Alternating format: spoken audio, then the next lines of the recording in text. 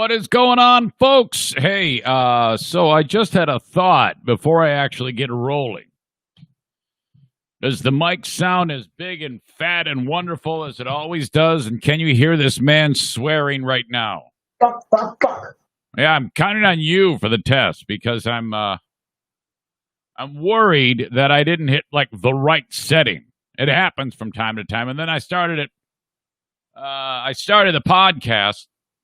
So then I'm like, oh no, does it suck shit?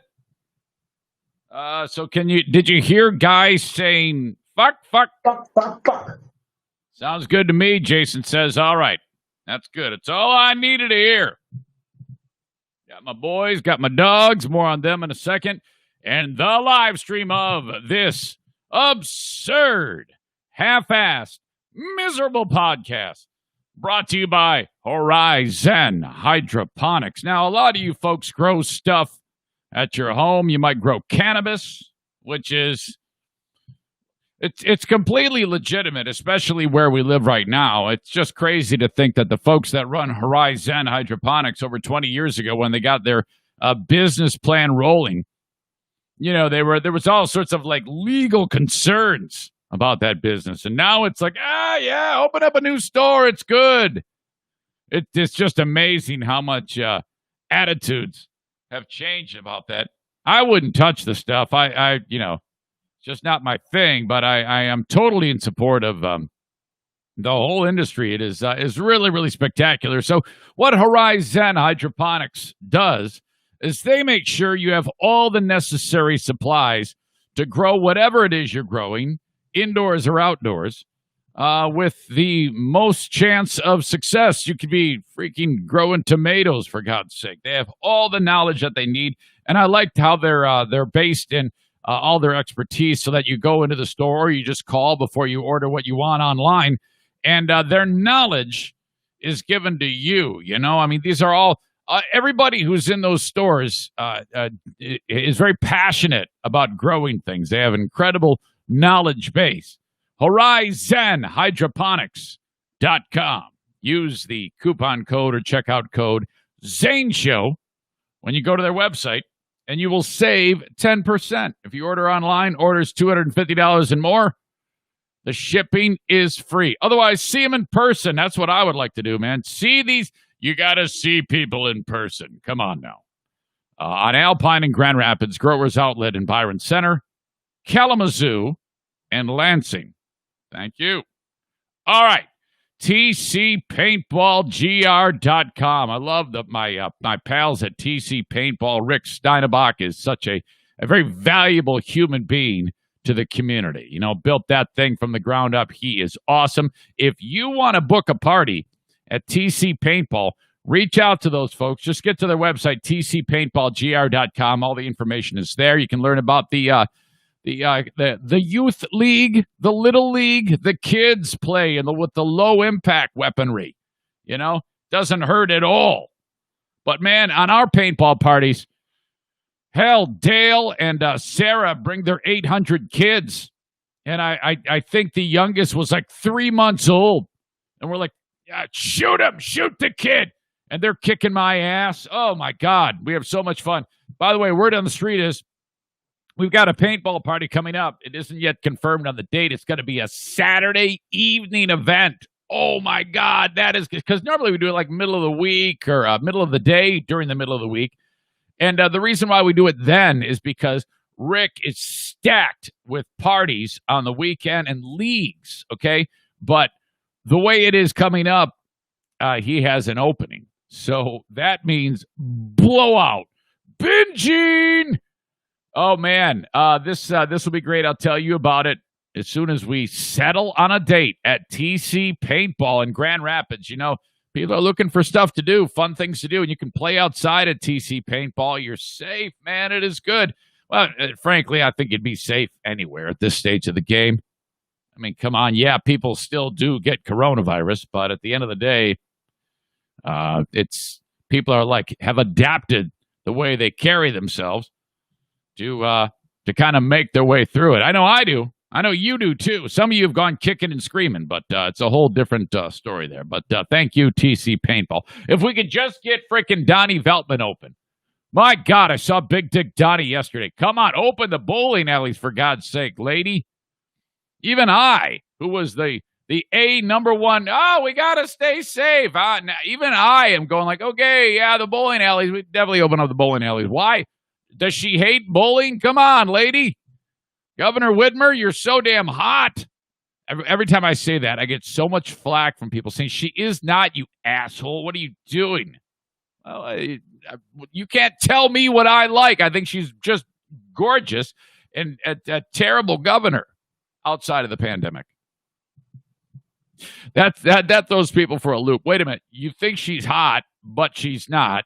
You wouldn't vote for her, but you think she's doing a good job. What the fuck is wrong with you? How are you even doing this? That's what people say to me all the time. It's like, don't worry. You worry about you. Okay. The gunsmith on the show is BK Guns and Stuff. You got a firearm that needs servicing. Reach out to BK Guns and Stuff, 616-902-2447. Show comes to you from the Metalworks Body Shop, Fear Bunkers Studio.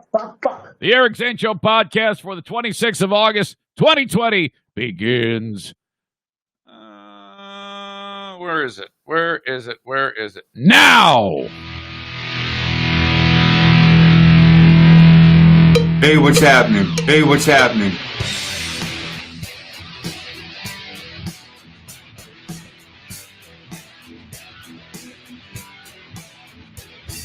And now, here's a guy who really ought to be saving his breath for his inflatable date. You're the most ridiculous.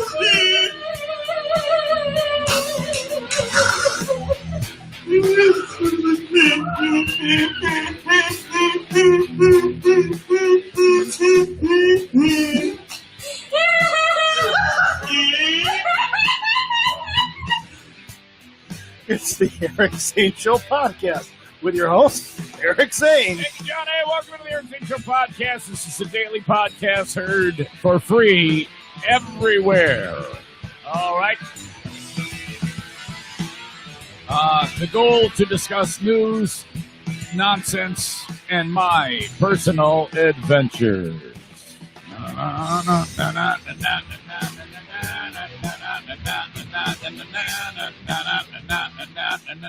Okay, and each and every day it is streamed live at near the time that it's 8. I don't think I haven't hit 8 a.m. Eastern Daylight Time in a long time.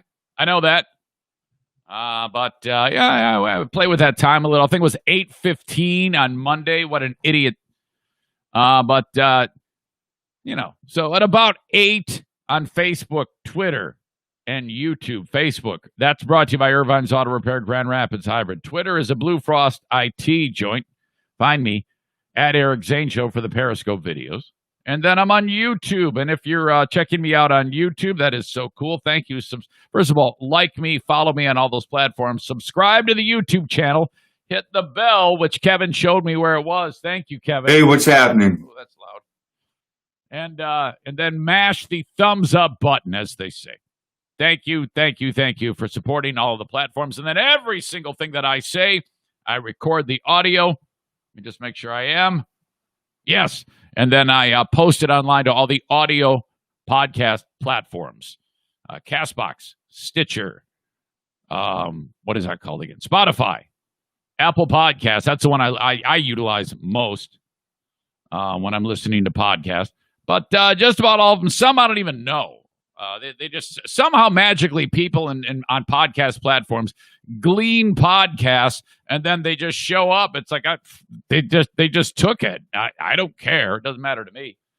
But so that's how we do it each and every day. And I think we're knocking on the door of like 4. I think this is podcast number 414 as it's been happening pretty much every day since January 6, 2020. It was a Sunday night when I sat in this very room The walls were not painted. There wasn't this nice wood wall with advertisements on it. There was nothing. It was a table with a cell phone in front of me. I had a very, very small notebook computer that barely had enough computing power to be able to record what I was saying. I did have this little mixer board here and this microphone, but that was it. And I had actually had all this stupid gear because years before, in 2016, when I got shit canned from a radio job, I thought I would do a podcast. But that did not happen. I ended up getting another radio job, which was a fucking disaster. Oh, my God.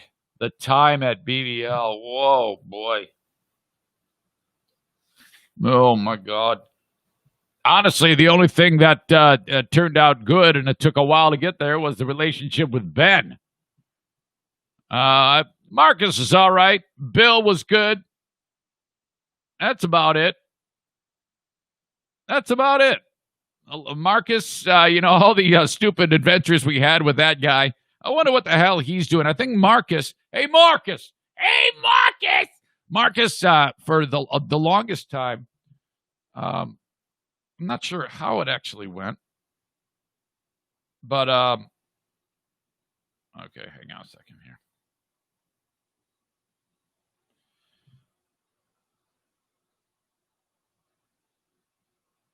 Oh, Troy is picking on Ben. Would you knock it off, dude? What the fuck? Let it go. What is wrong with you? Why do you have to be? You need to stop. Dude, I love you. You've helped me more than anything, Troy. But you need to quit being such a jerk about things. Okay? Ben is a pal of mine. We've reconciled. Would you just let it go, whatever it is that's bugging you? I don't know what. I mean, I get it. I get it. There are things you were upset about in the past. But it's over now. So just stop, okay?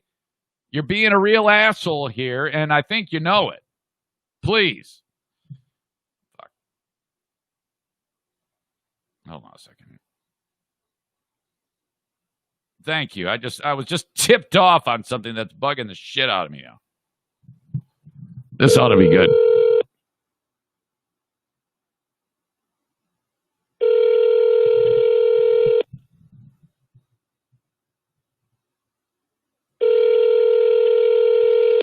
Trying to get a hold of Tom from Gun Lake. He must know that, if he's I don't think I'm going to get him. Dude, I'm on the warpath for you, buddy. Sorry I missed your call. Please leave your name and number, and I will call you back as soon as I can. Thank you. Hey, so I'm live on the podcast now, and I'm hearing that you're on the warpath again for no particular reason. I don't know why you're gunning for Ben, but I'm asking you to stop it. You know I love you. You've helped me so much. Okay? Please, lighten up, buddy. Okay. All right, where was I? I was talking about Marcus. Marcus, he landed on his feet at iHeart doing something. I'm not sure what. I think he was in a similar capacity to what he was at BBL. Bill's still doing okay. Bill still works in the building that we were in. He's just on a different radio station. And what the hell? No, I don't want to call him. I don't want to surprise him. He'll be like, fuck it. You know what? I'm in kind of like I'm in one of those moods now. Just to say hi. He is always been very helpful to me. I wonder if he's going to ignore me, too. Like Tom from Gun Lake. What's up, Zane? Hey, you're live. How are you? What's going on? This crew loves you. What are you live? Are you doing your podcast? Yeah. I was Is this Facebook? Is this Facebook, or is this the one where you made $1.7 million last year? No, this is both. It's being recorded for the audio, and it's on Facebook. And it's been too long, and I just wanted to say hello. Well, I'm glad you called, but I'm getting ready to eat breakfast in a minute, so I can give you like 5 minutes. No, that's okay. That's all I need. I just needed sometimes, you just feel like banging on somebody's door and saying hi, Don't we all? Yes. Hey, and I was reminiscing about the only things that I really got out of my time at BBL was of course Ben and I were at odds, but we've since reconciled, so that's a good thing. And that's a beautiful thing. Yeah. As a matter of fact, the way you guys got together, Eric, everything you're doing, buddy. And I'll say this, it was even before the BBL changes for all of us that, man, you just you've become such a big part of this community. And then what you're doing with the kidney donation out there at UCLA and thank everything you. everything you do for your dad and your family and your pets. Likewise. You're really not the ass that you were before. Oh man, Bill, it was so crazy. I used to say such mean things about you. I'm really sorry I did that. Superfly, who was Lurch back in the day when you guys were at Free Beer and Hot Wings. Yeah. He played some of the tapes. Oh.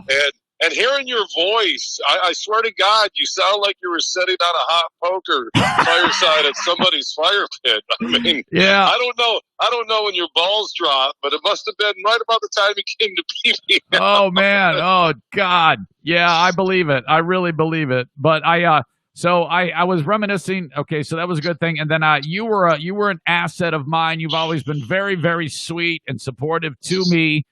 I don't know if I'm not sure, but I also enjoyed my time with Marcus. Hopefully, you guys have been able to get that turned around, maybe one day. But yeah, that's about it. I mean, it was a nutty scenario. I'm glad that you're still doing good on the air and staying safe. Everything okay outside of the pandemic, Bill? Yeah, you know what, man? Everybody listening, everybody since March, the pandemic, the politics connected to the pandemic, where this country's at, it has been, I don't think there's ever been a year in my life where there's just been so much you have to power through, but everybody's done it, man, and I don't think it's as bad as the media wants to portray. I talked about this yesterday with what the Lions did with their, silent protest, or they wanted to get the message out, and they did it the right way. They weren't divisive, and, they said their piece, which everybody in this country has a right to do. So, yeah, you watch the media, you would think we're living in a third world country, but I don't think that's the case, when I'm talking to you here or I look at the day-to-day live. All right. So, man, I've got a lot of things planned on the show. I just wanted to say hi. I want to wish you the best. Hope the breakfast is good. What are you eating? What the hell's going on? I'm going to eat an omelet, and then I'm going to go golf, and then I'm going to do my show. And what I want to do is we got to figure this out. I really want to come in, sit down with you and your vast array of animals and your family, and I want to sit down and do that podcast soon. And your audience is so supportive of you.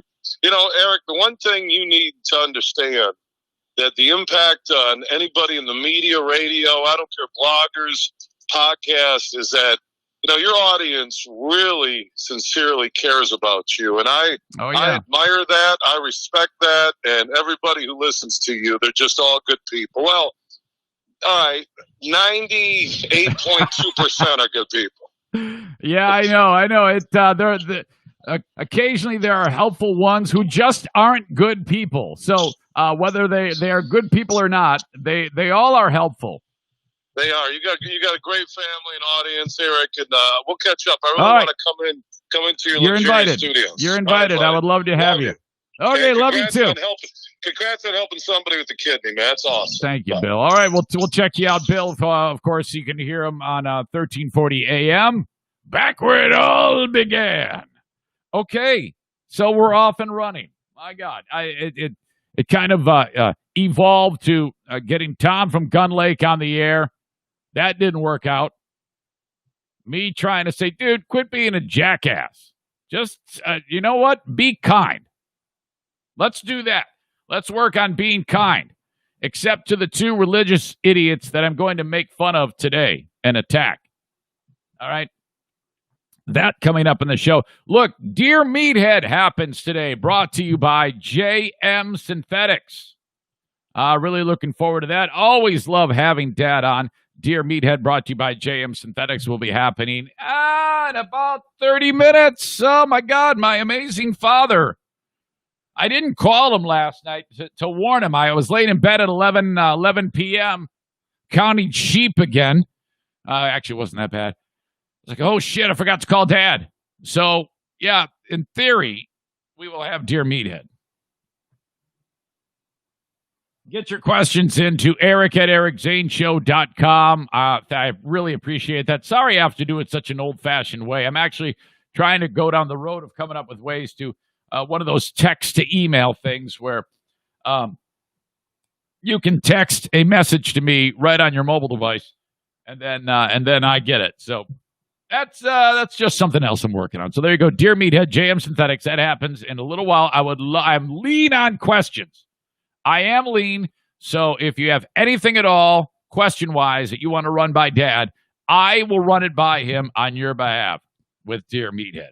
We've got an update on the 20-year-old who was thought to be dead, but was not. That happened in my neck of the woods, well, kind of my neck of the woods, in the state of Michigan at least. We talked about that yesterday, but there is a news story that goes along with it, and now there's a lawyer involved, but like the lawyer involved, trial lawyer in Michigan. That's interesting. Another reason why it's sometimes not a good idea for old-timers to be driving. Okay? A Florida woman. I need to start with a Florida woman. I mean, how many times have we started any story with a Florida man? Well, this is a Florida woman. Okay, now, she's dead, all right? And it was a horrible death. It seems to be one of the worst ways you could possibly go. But it really seems ridiculous what happened here. Okay, I'll talk about that. There's a new candy that's out. I've been meaning to talk about this story. My pal Jimmy in Maine, Zaniac Jimmy in Maine, has been like, dude, you got to talk about this. It's been forever, and I keep forgetting. Thank you for the reminder. I will talk about the new candy from Brock's just in time for the eating holidays. Well, the holidays. To me, the holidays are Halloween, Thanksgiving, Christmas, New Year's, all in that. Well, that is it. But Halloween needs to be considered in that, okay? You got the whole fall thing going with Halloween, Thanksgiving. Those two. Those two combined are the reason why the calories pile up and the fat piles up. But anyway, Jimmy wanted to mention this, sent the story along about this ridiculous candy. We need to talk about that. Jerry Falwell update, like I indicated, and Reverend Strickland in Kalamazoo. My God, this thing is getting to be a real mess. These gross fucks are in the news again. Old-timey sports nuttiness that I couldn't believe. Yesterday, I shared with you a story about Ray Caldwell. He was the dude for the Cleveland Indians who in like 1919, 1920, was on the mound, 2 outs in the final inning of the game. He's pitched 8 2/3. Storm rolls in, and he gets hit by lightning. You're thinking, oh, well, he's dead. Oh, no.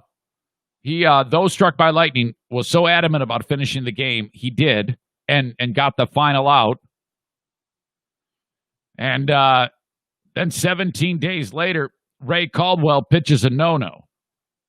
Well, since this was the Cleveland Indians, I reached out to my cousin's husband, Bruce, who used to live in Cleveland, and he's the one whose dad was the general manager of the Cleveland Browns. So this dude knows everything about Cleveland sports, and not only because his dad was manager of the Cleveland Browns football team, and he's just a big Cleveland sports fan, but his dad was also a writer for the Cleveland Plain Dealer before he became involved with the football team. So he's got a lot of lore, and so I reached out to him. I said, hey, dude, have you ever heard of Ray Caldwell? And he said, no, you're getting that wrong. It's Ray Chapman. I'm like, what? And then he explained something from the same era about a baseball player named Ray Chapman. I was like, no, you're getting it wrong. It actually is Ray Caldwell. He's the one who got hit by lightning. He goes, no, I didn't hear about that. I've heard about Ray Chapman. And he gave me a little bit of the background on this guy. He gave me enough background that I was like, what? Wait, huh? And I had to get more information about this guy. Again, 100 years ago, this happened. And it's about as fucked up as Ray Caldwell getting struck by lightning on the mound. My God. This is just ridiculous what happened to this dude during a game, Ray Chapman. All right, you're like, I don't know, Zane. I don't know if I'm be interested in that one. Trust me. Fuck.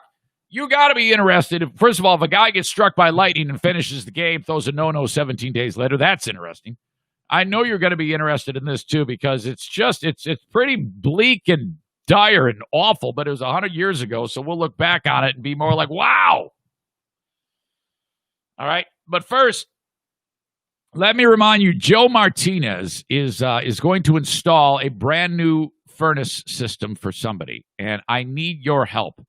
If you know someone who is down on their luck and could use something positive in their life, I want you to tip me off about them, okay? Because Joe Martinez from A&E Heating and Cooling wants to install a brand new high-efficiency furnace in their house, okay? Typically, these things are a very, very expensive thing. And, sure enough, if you've got a person who's struggling, but they've got what you think to be an awesome furnace system, this might not be for you. So this is a very selective group of people who could take advantage of this. But I'm collecting these submissions via Eric at ericzaneshow.com. Subject line, A&E Heating and Cooling, or Joe Martinez. Anything like that in the subject line will suffice. And then explain to me who you're nominating as to what's going on there, why they would need this, all right?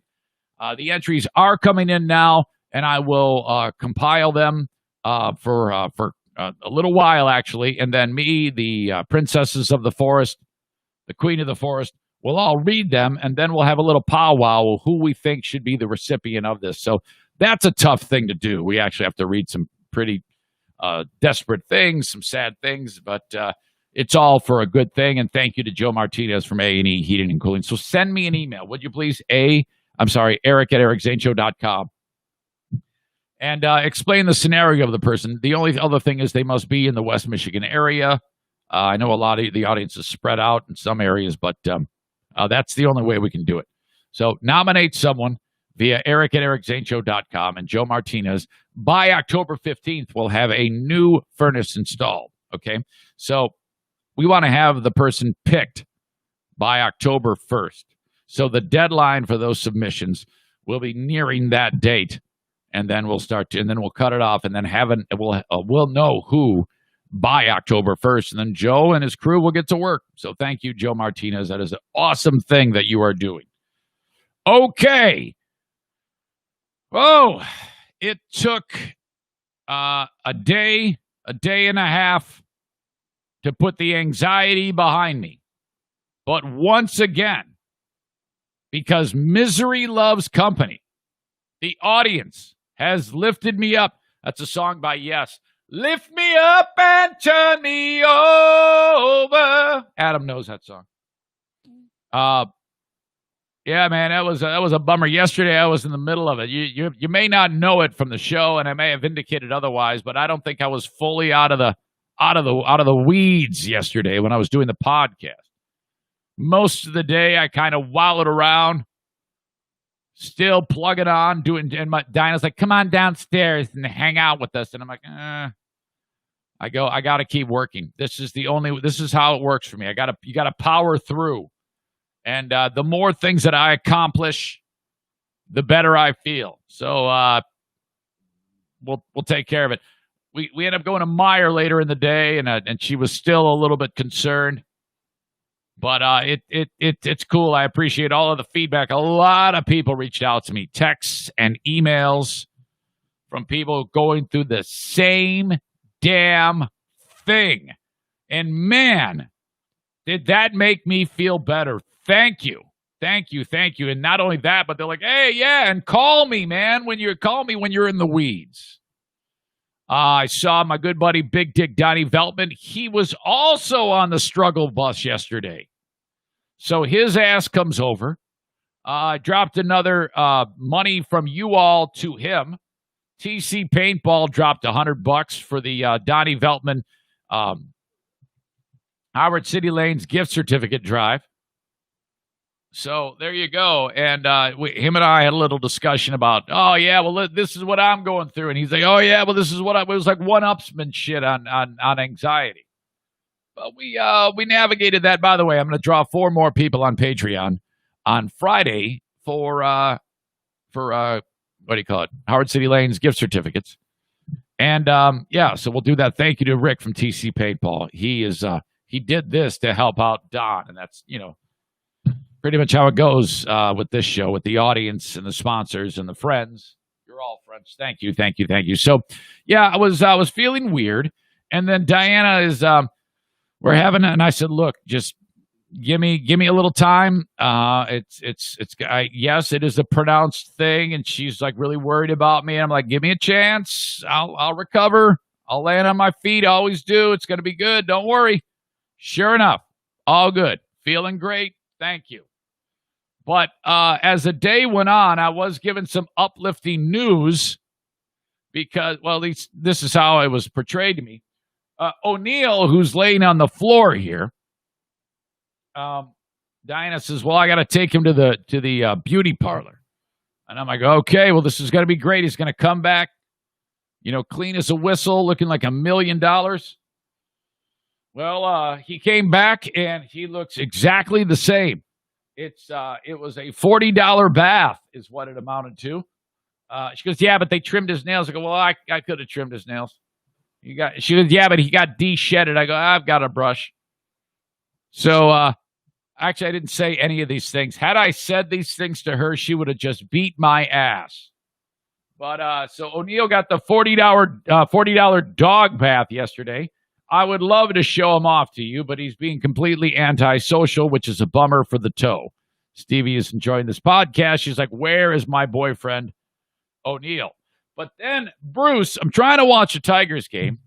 Daisy, the dog with the reconstructed knee, is really feeling great these days. That surgery, she's recovered from that one even better than the first one.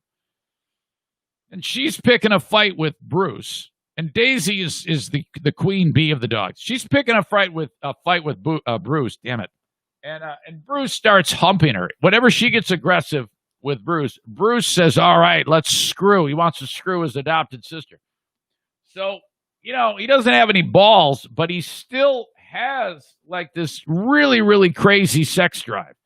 Now the dog has jizzed before. This has actually happened where he's been humping Daisy, and Daisy's back hits his wiener enough that it just this blast happens, and it has no actual dog sperm in it, but the way that it works is the sperm, it gets trapped in the liquid that just shoots out when the dog is fertile, but he's not fertile, so all you have is this useless jizz that flies out of the dog. So whenever that happens, you gotta stop him, or else he will jizz in the house.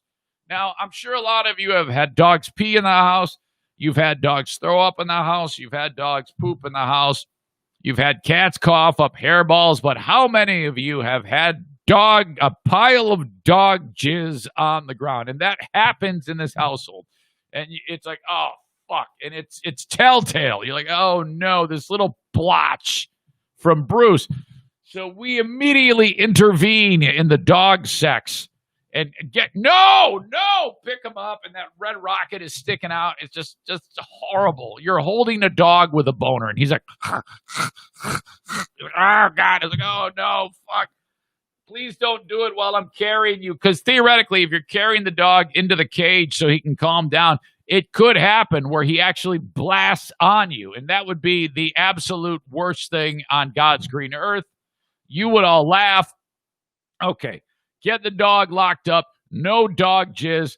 Thank God. That's how we end the night here at the Eric Zane Show podcast household. Okay, earlier in the day, Madison comes up here. She says, hey, I'm going to Screaming Eagle. I go, which, by the way, I should bang on their door for a sponsorship. And I go, and this is like a day after her 18th birthday. And I'm like, well, what do you, Okay, she has tattoos. So it isn't like she. Then I thought, well, maybe she's waiting for something for her 18th birthday, and she was just afraid to ask prior to the 18th birthday. That's hard for me to say. 18th birthday. 18th. I wanted to say that once. 18th birthday. So right away, I'm like, okay, you're going to Screaming Eagle, and it's a day after your 18th birthday. You have tattoos. In my brain, I go, you're getting something pierced, and let it be above the waist. Okay? And is that why, if it is below the waist, seriously? Is this why it's happening the day after your 18th birthday, and you never wanted to bring it up to me? Please say no.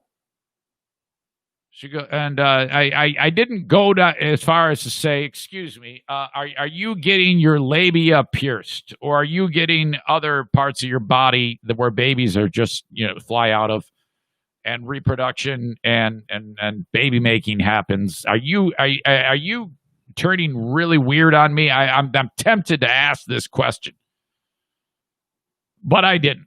I probably should have, for the entertainment value of me describing it to you. But through my mind, I'm like, is she getting a portion of her vagina pierced? Is there going to be metal in the child's vagina? She's 18.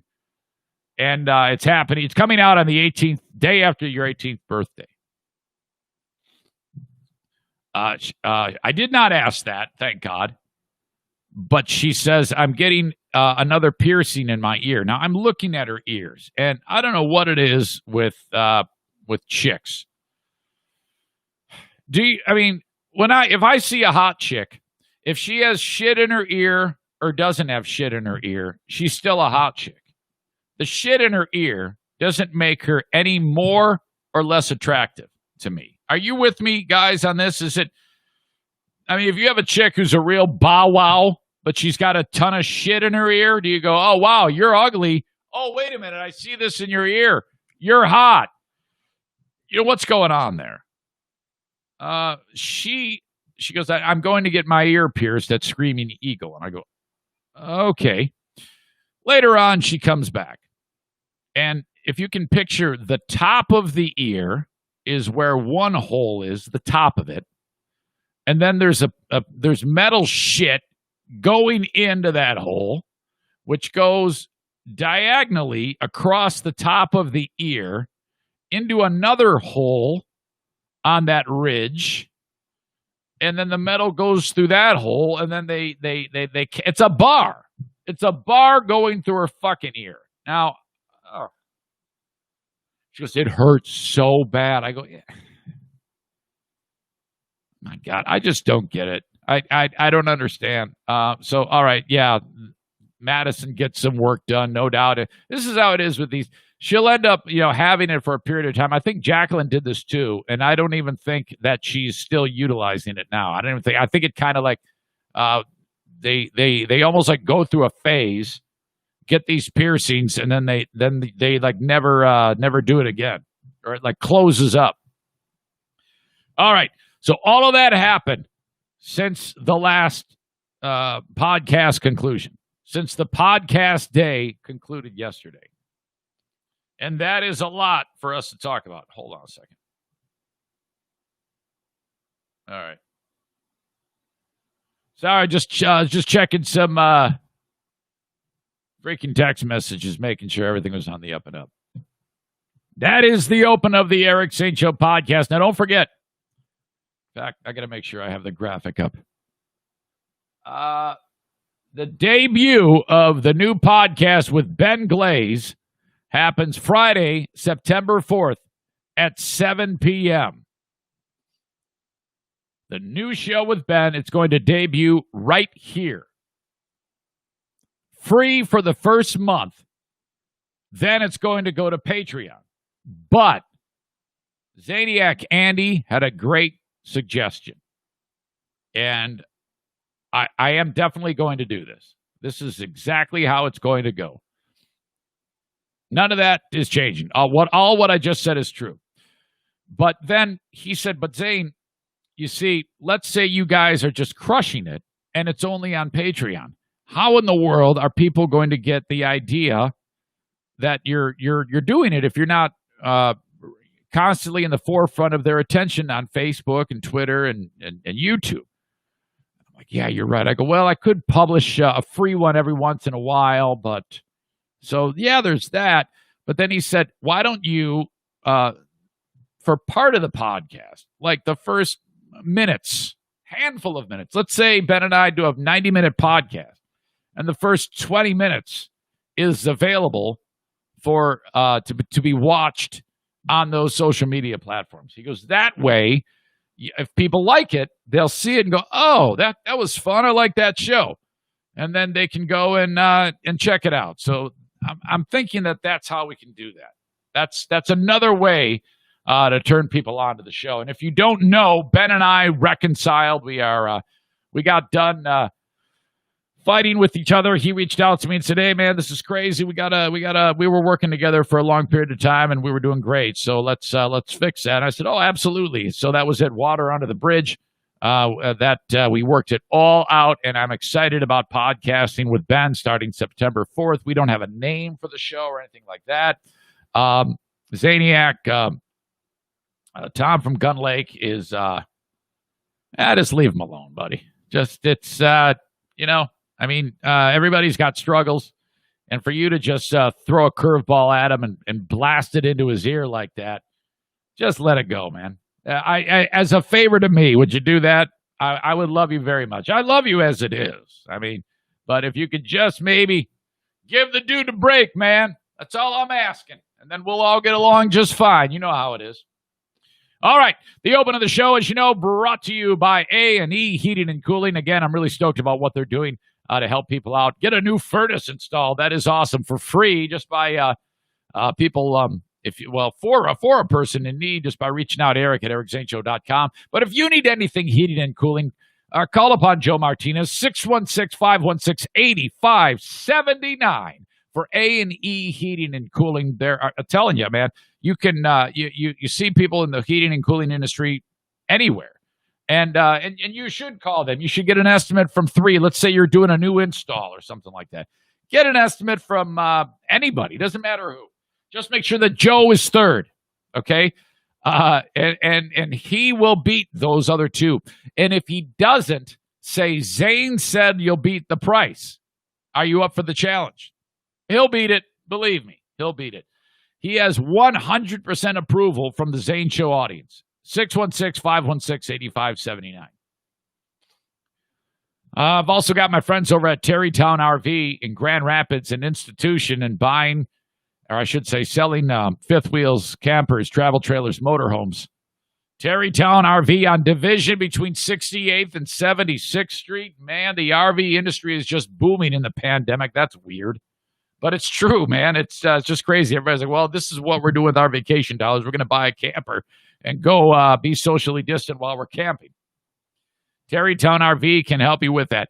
Their website, terrytownrv.com. And how about my friends at Great Legs Winery, Brewery, and Distillery? They just signed up for more marketing on the Eric Zane Show podcast. We've got another party not scheduled, but we're planning on another party in September. Keep your eye to my social media or just listen to this podcast for that date. That is a great time when we get together at Great Legs Winery, Brewery, and Distillery. They have they've won awards, best of Holland or something like that, for their ales, their brews, and it's just fantastic. You can buy cases of wine while you're there. Hell, buy a case of wine when you're heading home from work. Check out more about them at ericzaneshow.com. Just click on their logo. All right, the 20-year-old is not dead. Okay, talked a little bit about this story yesterday. Somehow, all we got was 20-year-old is dead. Police and fire show up. They try to revive her for 30 minutes. They can't get her to come out of it. We don't know what's wrong. I did find out she is a person who has cerebral palsy. She's dead. No pulse, no breathing. They're trying for half an hour to resuscitate her. Doesn't work. She's declared dead at a time. Medical examiner releases the body. They call the funeral home. The funeral home comes and gets the body. For hours, the body is in a bag. And then, wait a minute, they open up the bag. She's not dead. And she's still not dead. It isn't like she was not dead and then she was still in bad shape, but she ended up dying. She's still not dead. Here's the update. Woman declared dead by paramedics is now hospitalized after waking up at the funeral home. She's alive this afternoon, and we're hearing from that woman's mother. Good Monday afternoon, everybody. We certainly hope you are doing well, and thanks for joining us. I'm Evrod Cassimy. That Southfield woman is in the hospital one day after legally being declared dead and taken to a funeral home. There are so many questions this afternoon about how this even could have happened. Local 4 defender Sean Lay joins us live now. And Sean, I understand you spoke to the woman's mother just a little while ago. She must be just as shocked as we all are and thankful. Absolutely. This is a story we broke last night at 11. Let's break new ground on it right now. I did speak to the 20-year-old's mother. She's devastated. She says yesterday morning, Southfield fire medics were in her house. Devastated? I'd be shocked and happy. I'm devastated she's still alive. What the fuck did I just hear there? Yeah, your daughter's still alive. Oh, I'm devastated. Absolutely. This is a story we broke last night at 11. Let's break new ground on it right now. I did speak to the 20-year-old's mother. She's devastated. She says yesterday morning, Southfield fire medics were in her house trying to revive her 20-year-old daughter, and they told her that her daughter expired. She did not make it. Hours later, she gets a call from Cole Funeral Home saying, your daughter is breathing. She is alive. The question at this noon hour, who declared that her daughter was dead? How are you feeling right now? I'm devastated that my daughter is going through what she's going through. My family, her twin brother, her older brother. It's just, I don't even have words. I don't even have words. I haven't slept all night. I just don't know what to do. My heart is so heavy. In an exclusive interview this morning with the local 4 defenders, this mother from Southfield tells us she has been through the most cruel of emotional roller coasters, and she wants answers. She was told Sunday morning by Southfield Fire Department paramedics that her daughter was gone. Somebody pronounced my child dead, and she's not even dead. She's in the hospital. Her 20-year-old daughter went into cardiac arrest Sunday morning at home. She says those Southfield medics in her home worked on her for 30 minutes, trying to revive her. They said, ma'am, she's gone. And I told them, are you absolutely 100% sure that she's gone? They said, yes, ma'am, they are. Yes, ma'am, she's gone. But then, hours later, the mom's phone rang again.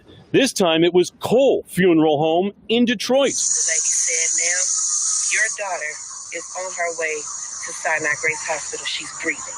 She's alive. This devastated my life. And then she just told me, no, ma'am, your daughter is breathing. Your daughter is breathing. I said, what do you mean? What do you mean she's breathing? She said, ma'am, she's in the hospital.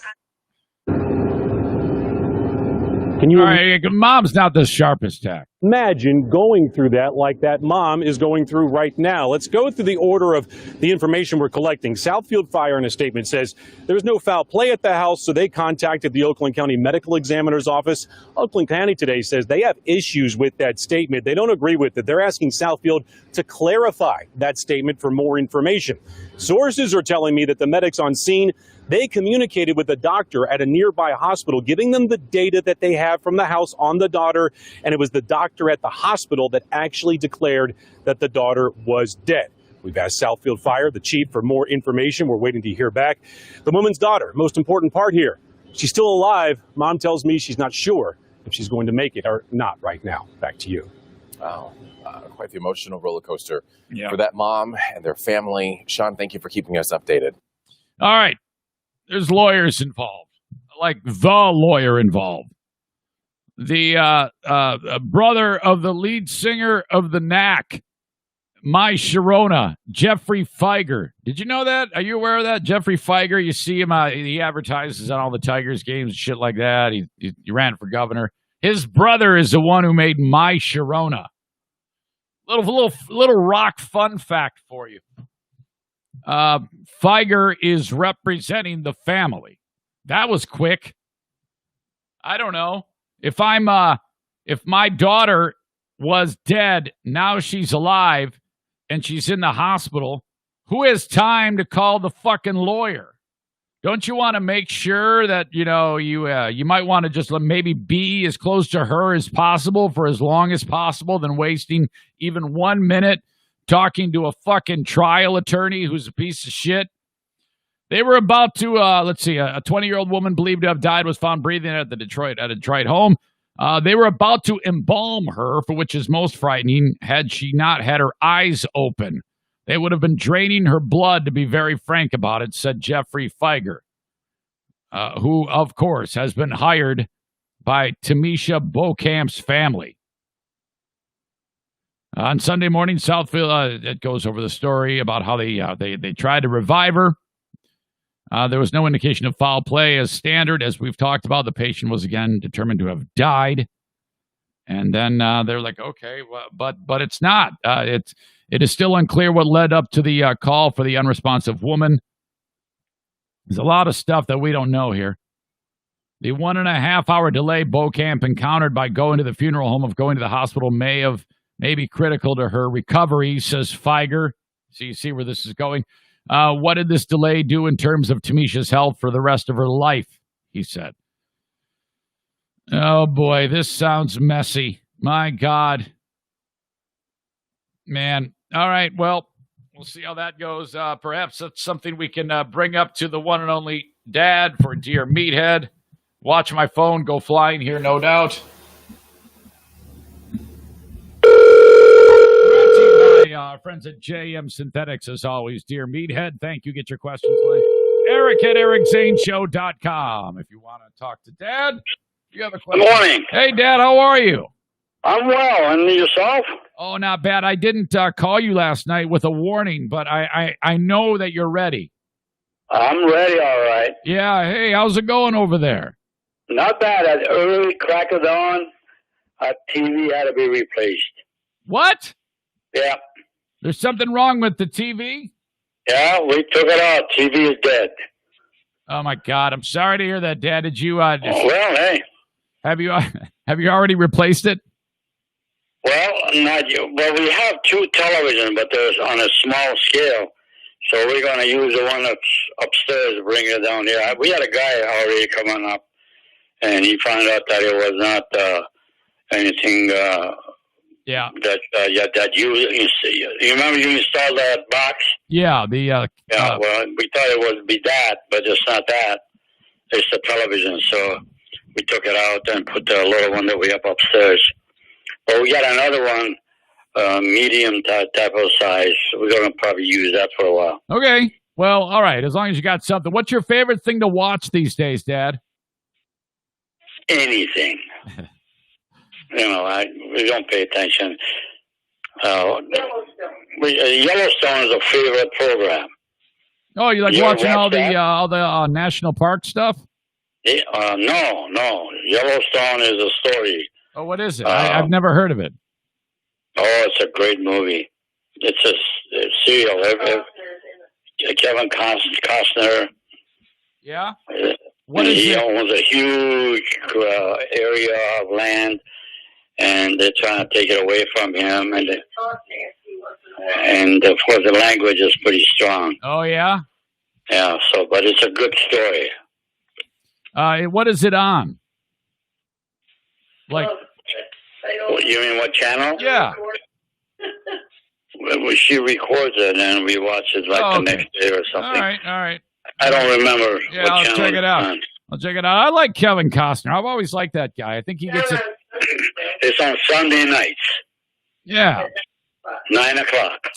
Okay, Dad. So we were just talking, and I know you guys have heard this, but not far from where you are in Southfield, Michigan. Did you hear the story about the 20-year-old who was dead, but she wasn't dead? No. Oh, you didn't hear this story? Oh my God, she was No. she's 20 years old. She's got cerebral palsy, and somehow something happened. I think she had a heart attack. So they show up and they try to revive her. They can't do it. Nothing's working. So after 30 minutes, she's pronounced dead. Terrible. They take her. Then the funeral home comes and gets the body. And then they take it over to the funeral home, and then they're getting ready like hours later to embalm her. They open up the body bag, and her eyes are open, and she's alive. Oh, my God. Yeah. Wow. She is alive. So they called 911. This is just the other day. They go to this funeral home in the Detroit area. They take her to the hospital. And all hell is breaking loose. And now there's a lawyer involved. You know that dude, Jeffrey Feiger? Yeah. He's representing the mom. She's freaking out. And they're trying to get to the bottom of it. But I don't know. The whole thing sounds very messy to me. How did they miss that? I think that can happen, though. I think I think the body can go into when it's in such distress, the breathing can drop to 1 or 2 breaths a minute or less, and then the heart can beat at such a slow rate. They can it might get. That's why they have to be extra sure. I'm guessing that with the lawyer involved, this will probably result in some type of real serious action against somebody. Yeah. Wow. My God, they could have cut her open and autopsy, and she was out alive. Can you imagine if they did that? If they cut her open and she screams, that would somebody would die. They'd have a heart attack from being so scared, Oh, that's awesome that they found out that she's alive. Oh, yes. I hold on a second. I gotta pre-read something for you. Got a number of questions coming in, Dad, that people want to run by you and Joanne. Are you ready? Oh, we're ready. All right. This person writes, "Dear Meathead, I have a friend, and he and I are very close. He even made some songs. One day he got mad at me because he didn't like my conversation topics, and I haven't heard from him since. Do you think it is my job to reach out and mend fences, or should I let sleeping dogs lie and wait for him to make his way to me? I miss my friend." Signed, Anonymous. I think it would be noble of you to reach for him. Tell him, I don't know what caused this pandemic attitude that we have towards each other. But I really want your friendship. I love you. I like you, or whatever word you want to use. Reach out to him. Hey, some of us, we have this kind of a situation, and we're so engrossed in who's right and who's wrong. If you have a friend that's a dear friend of yours and something like that is separating you, reach out for him. Don't let it die. Okay, that sounds like good advice, Dad. That's a good, kind, loving gesture. Dad, you are on point today. You are really on point. I don't know. Thank you. Did you get a lot of sleep last night? Oh, I sleep reasonable. But at almost 7 o'clock in the morning, the television guy was in here and dropped the bomb on us that your TV is dead. Oh. Okay, I know it's bugging you. I can hear it. And that's a TV that you set all the things up on it. Yeah, I hope it isn't anything I did. No, the television itself is. Have you ever heard of a surge protector going bad? You ever hear of a surge protector going bad? What, a surge protector? Is that like the power strip? Yeah. Something like that, yeah. Is that? He's trying to sell us a new one for $30 or something. Boy. Joanna's putting it out. It's working fine. So we're just going to have to get another TV. Or we have 2 televisions. One of them is you contributing up north, buying us a television. Do you remember that? Yeah. Yeah, well, that's a small one. And there's a bigger one that we have upstairs. but it's no match for what we had. Oh, okay. All right. Joanne is trying to convince me that we shouldn't get one that size. Okay. And use the one that we have upstairs. Hey, don't get rid of the one you have yet. I need to take a look at it. I for some reason I don't trust people in this scenario. It doesn't work. It doesn't work at all, huh? Oh. Okay. It quit. The picture went out. All right. The sound is there. The picture is not. Okay. Well, we'll figure it out. So you want me to save that? No. If it, I'm sure it is what you say it is. I mean, the guy had no reason. It's a very honest person. It seems to be. Yeah. Had no reason to tell me this is a bad thing. But so. he's really pushing that surge protector. But he's pushing the surge protector. Well, but we have a surge protector on there. He said it's old. He said it's old. Okay. All right. Well, maybe he's up. Maybe he's on at that. Maybe that's a good thing with. Perhaps that's what caused your problem in the first place. No, he doesn't think so. But he says you got to change. He seems to be an honest person. Okay. You know, I like. All right. But he's really pushing that. But he's pushing the surge protector. All right, Dad. Hey, Dean wants to know, what is your favorite whiskey? Please embellish. Signed, Boring Dean. Oh, my God. I really had a hard time to tell you because I haven't drank for 30-some years. You like Scotch? But my favorite is Scotch. So whiskey, it didn't matter as long as it was liquid. We used to drink it. Whatever it was. Hey, nothing was safe around me when I was drinking. Do you remember when you first drank anything alcohol? Yeah, beer. Do you remember? So that was in the old country. No, I did not drink anything. Okay. Yeah, because if you're in Iran and you drink alcohol, don't they cut your hand off? No. So you no, didn't. I never drank when I was out there. I was a young kid, I mean, you're right. So they cut your hand off if you steal something or you kill somebody. Right. That you use that hand. Right. That hand goes. So let me see if I'm following you. It was when you moved to Michigan that you started to drink. Not right away. Yeah. No, not right away. I was while I was in school, and of course I was a young kid when I started up, and I did not do any drinking really to speak of, and until I kind of got older. What do you think about smoking pot? That seems to be a thing that everybody's doing, especially in Michigan. Pot smoking. Well, I don't know. Here's what I did do. When I was single and I had an apartment building and a swimming pool and all that, you remember that? You guys used to come and swim? Yeah. All right. There are a bunch of guys that they're all on pot and all that jazz. I took one puff of one's some marijuana. Yeah. And I really got choked on it, and I just started throwing up, and I like to deal with that. It was hard. That's the only time I ever tried to find out what that is all about. Okay. I never took a liking to that stuff. Okay. All right, yeah. I am pure as how pure can be. Pure as pure can be, you say. Yeah. Now, I got other hang-ups, but we won't go into that. All right, very good. Let's see what else we got here.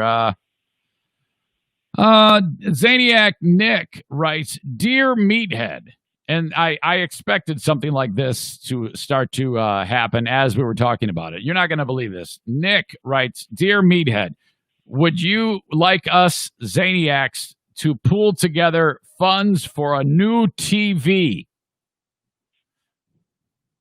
Why would that come up? They heard that conversation?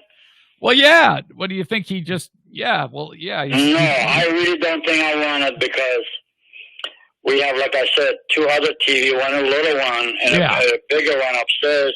We're going to switch that. That's a newer one. Okay. And we'll bring it in here and use that. Otherwise, no. No, I appreciate the gesture, and that was a wonderful gesture. But I'll tell you. My wife thinks we can't put it in the bank account. No. I'll tell you what. Take that money and find a real needy person and do something good with it for them. I love that you. I love that you're saying that. That's all. Oh fantastic. my God, yes. There are a lot more needy people than I am. For God's sake, man, I got wonderful audience. These people are awesome. I love them. Hey, Randall wants to know. Hey, Meathead, should I spank my kid as punishment? No, definitely no. It doesn't do anything because the kid will forget it before you know in time. But somewhere down the line, he'll remember some of the things. Do not spank or smack or hit your children. Take them aside and teach them not to hit either. What about if you have a guy who's going to be the mayor? Should you punch him? Yes. Hitting is okay for that. Hey, listen, that guy was a jerk. I know it. Mayor Fouts, Jim Fouts, took one right on the chin from you. Amazing. Yep. All right. Finally. He wasn't a mayor. No, that guy's crazy. Underwear, boxers or briefs, writes Mike. Do you have any thoughts on what type of underwear you prefer to wear? Or none? The briefs are the loose ones, right? The briefs are the whitey tighties. Underwear. Well, yeah, I know, but do you like? I know you like underwear, but do you like the type that are whitey tighties or the ones that are like briefs? I want to loose. Boxers. Well, that's boxers. I want to be freedom conscious by the person. Hey, that air gets in there, and it's great. Okay, excellent. Let's see. Adam writes, Dear Meathead, what hair care products do you use for your amazing hair? I actually do not use any product. Not at all. I shampoo it. I have a very special, nice shampoo. You have a good hairdresser. And, of course, I have a very good hairdresser. Yeah, that would be my stepsister, Joanne's daughter, Elizabeth. That is correct. She's a super, trims my hair just perfect. Yeah. And keeps it long.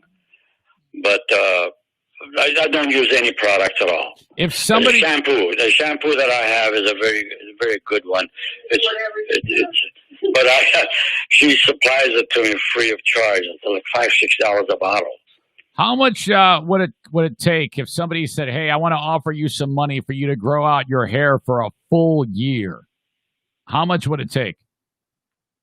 Oh, God, I don't know if I want to do that. I go to church and all that. I want to look like a... Yeah, I mean, if we could actually get your hair, your white hair, all the way down to your waist, you'd look like Gandalf from Lord of the Rings. I wouldn't go for that. No? All right. No. I would take it coming down to my half the way to chest. Wait. You mean like Thing from the Addams Family? Yeah. You'd have it coming down to your chest. Okay, all right. Yeah. Cut it out. I will do that. Hey, listen, I have no commitment. I don't go anywhere that people have to see me. I have to see you. She has to see me. Yeah, what do you care? If I bring some money, because I take the money and help somebody with it. All right. And Joanne said no. Joanne said no. Hell yeah, help Joanne. That's who you got to help. She said take the money and donate it. Mitchell writes, Dear Meathead, how do you feel about Eric being ordained to marry my significant other and me? I don't know if you knew that. I'm going to marry actually more than one listener in the next few months. Are you qualified to do that? Yes, of course. I'm ordained. Nowadays, all you have to do basically is sign up online and give them like $10, and they say that you can ordain somebody. Well, first of all, you're a God-loving person. Yeah. So that's all a plus. I'm perfect for this. All right. I don't see anything wrong with that. Yeah, I've got... But you have to remember now, you're going to have an obligation to them for the rest of your life. What is that, Dad? You just have to remain clean and pure and, and good thoughts and help the people. And, you can't be just wishy-washy type of an ordained person. Okay, let me write that down. You can be a wishy-washy type of ordained person. That is right. You have to believe in it 100%. Of course, you do believe in God.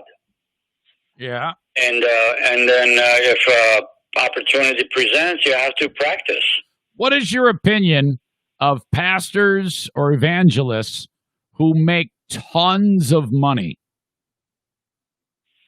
I mean, they've like got a jet. They drive in expensive cars. They wear expensive clothes. They have a lot of jewelry. They're worth. No, what do you? Not our guy. I know that. I know that. I love your pastor, but he is not who I'm referring to. But what do you think about those people who, because they do exist? Gauzy people, huge diamond rings on their fingers and all that. What do you think of that? Stupid. Totally stupid. To take the money that you do on that and find an institution or people that you can help with. I'll tell you what, in this country of plentiful, there are so many needy people that are totally neglected and ignored that it makes me sick to hear that. If I was a wealthy, if I won $1 million, 800,000 of it goes towards helping needy people. You would. I keep a couple of $100,000 for my own survivalhood. This is my fear. Money is just for necessity. What's necessary? Food, health. That's all. That's it. That's all you need. A roof over your head. I want a roof over my head. I want some food. Be able to afford the doctor. Take care of the dogs. Yeah, take care of my own necessities. That's about it. You know, I was just talking about this yesterday because there's been a couple of people in the news who are, to me, are wolves in sheep's clothing. This Jerry Falwell Jr. is in deep caca. He's one of these thieves who steals everybody's money. Oh, my He's worth millions of dollars, and that really bothers me when I see people, religious figures, with that type of lifestyle. It's sickening to me. No, hey, I love our pastor. I got a hard modest home. I couldn't think. And survives, you know, he does a good job and neat and looks clean, and that's just it. That's all he does. He's a wonderful man. Well, it's Pastor Kirk, right? That's right. Can you? And then I can kid him. I can joke. I can call him a nasty name. No, don't do that. I don't mean nasty, you know, but in kiddish way. He pulls a lot of pranks on me. This is it. This is a relationship. Dad, that's the world-famous Bridgewood Church in Clarkston, Michigan, correct? Right, one of the most famous churches. We started off in a trailer. I know it. And you guys have, there's actually more than one facility for people. Yes. We have two of them. That's nice. All right. Yeah, that's where you and Joanne, you found God for the longest time. You were anti-religion. Do you remember though? I never thought about God. No. You were well, hell, you and Mom were fighting so much. You were always looking to the devil. You're right. You remember that, huh? No. Hey, religion, and then if you faithfully believe in your religion, I don't care what religion it is, but I say Christianity. Yeah. Christianity is my belief. That's for you. That's what you believe in. Yeah. So, whoever else has got their own agenda, that's fine. That's their thing. All right. Well, look, man, this is all good. It's always a wonderful time. I'm going to go up north this weekend. I'm going to leave Friday, and I'm going to go just kind of hang out, bring a couple of dogs. I'll probably. Yeah, Micah's going to be there. I hear that. I guess they're going to be up there, so I'll be able to see that group. And but they're going to be traveling, so yeah, I know that. They're not going to be steady in that place. I've got a couple of N95 masks for you. I was telling you that I was going to get you those. I was. All right. Yeah, I would love that. My God, that'd be awesome. Oh yeah. Are you actually able to go to the church yet? Have you decided? No, we do not go to church. We do. If we have the mask, maybe we would. Yeah. I think you can go. If you had a mask, I think you're fine. I think as long as you stay away from people. We have masks. and just be very careful. You should be fine. But I will get you those masks. Okay. That would be great. We would really appreciate that. So, and listen, is your family going with you up north? No, just a couple of dogs. Just me and Diana's going to be. She's got a family coming in from Kentucky. She's going to be spending time with them. So just me alone. Well, I'm going to pass this on to you, whether it's going to be something that you want to use or not. I don't like you to be there all by yourself. Oh, I know. I know that bums you out. You're afraid that if I get hurt, I won't be able to, call for help. No, and not only that, some boneheads can be there, and I don't know, a lot of things can go wrong. I just don't. I went out there one time in our marriage years. I was going to go painting. I was there half a day. I packed up and come back home. I couldn't tolerate it being by myself. Yeah, so I know. That's a character flaw, maybe. I don't know. Well, you miss your wife, and I like how you describe it as in our married years. Well, yeah. Well, you're married right now. Well, hello. We have not been unmarried, so in married years, all our years of marriage. Yeah, I was there without her because I was not married to her. Back when Joanne and I were married, I really missed her. The English flaw. That's okay. We love it. All right. Well, I'll tell you what. It's always good hearing from you guys. I love you. I'll keep you up to date what's going on, and I'll talk to you very soon. Okay. All right. And love those puppies when you're up there. You got it. I know you would. All right. Thank you, Dad. All right. Joanne. And say hello to your dear wife. Indeed, Joanne. Have a great day. Love you very much. And your new brother-in-law. Oh, you mean the with Kevin staying here? Kevin. Oh yeah. That's enjoy it, man. We're doing awesome. Thank you, Dad. Okay, bye. Bye. There you go. Another rip-roaring edition of Dear Meathead, brought to you by JM Synthetics. Thanks for the questions. Thanks for the commentary. Melinda was referring to Zaniac John. So John, I just spoke with John yesterday. There is no problem. We never had a problem. John just wasn't interested in the show. He didn't, he didn't like all the COVID talk. He didn't like all the preachiness when that was kind of like happening on the regular on the show. And, it's such an old ass story anymore. Nowadays it is what it is. So, but yeah, I just talked to him for a different reason yesterday. No, we're good. There is no problem between John and I whatsoever. I kid and call him Johnny Butthurt, but that's because that's what I do. All right. Thanks again to Jason over at JM Synthetics. In fact, since I'm mentioning them, I need more product. I got to order more product at jmsynthetics.com. The brake and parts cleaner for when I'm going to clean my brakes and my parts. That's what I use. In fact, I should have done this during that whole time. Dear Meathead, brought to you by jmsynthetics.com on the graphic.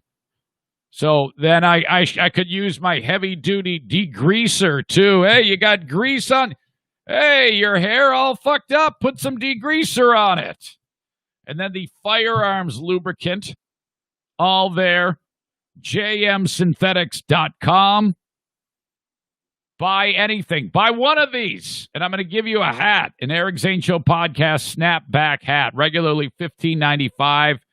Well, actually, that's how much it cost me to actually get the hat. I was selling them for a little bit more than that, I think. I'm not sure, but anyway, I'm giving them away. I'm giving the hats away because it's the last of my merchandise that I had from the batch with Twisted Bad. So, and it's leaving. I'm going to start to. I got to do a new merchandise thing before you know it. I'm going to. More on that as the days and weeks and months and years pass. But go to jmsynthetics.com and buy something and make sure you let Jason know that you heard it on the Zane Show, and then I will send you a hat. Thank you to them. I need to buy some oil and just set it up here, you know? Why is there oil in front of you? I don't know. All right. Dad and Joanne, thank you for the questions. Always good to have my dad on Dear Meathead. All right. Where the hell am I? What am I talking about now? I do cameos at cameo.com/Eric Zane. Check them out. They're a lot of fun. If you want me to send a message to somebody, it'll set you back $15. Download the Cameo app or just go online to cameo.com/Eric Zane. Kent County Health Department encouraging you to cough into your elbow, wear a mask, don't be an asshole, be socially distant, and the like. People are getting more bold with not wearing the masks now. It's been so long. I mean, I'll keep wearing them. But that's just me. But the people in Meyer, man, you're getting those guys who they've had it. They go in without it, and you're damn sure they're not going to wear it while they're in there. And Meyer's not even busting them. At least the one by my house, they are not busting no mask guy. Okay, I mean, no mask guy is fed up. He's had it. No way. I just avoid those people. I just like, you don't want to wear a mask? That's up to you. I'm just going to stay away from you. I am a worried mess inside of Meyer. I'm just looking around, trying to avoid the strangers who I don't know. Oh, my God. Anyway, thank you to the Kent County Health Department. They are staffed fully, and they are operational. They want to encourage you to get a flu shot, too. If you get it now, that's probably the best bet. Flu season's going to be a bummer this year.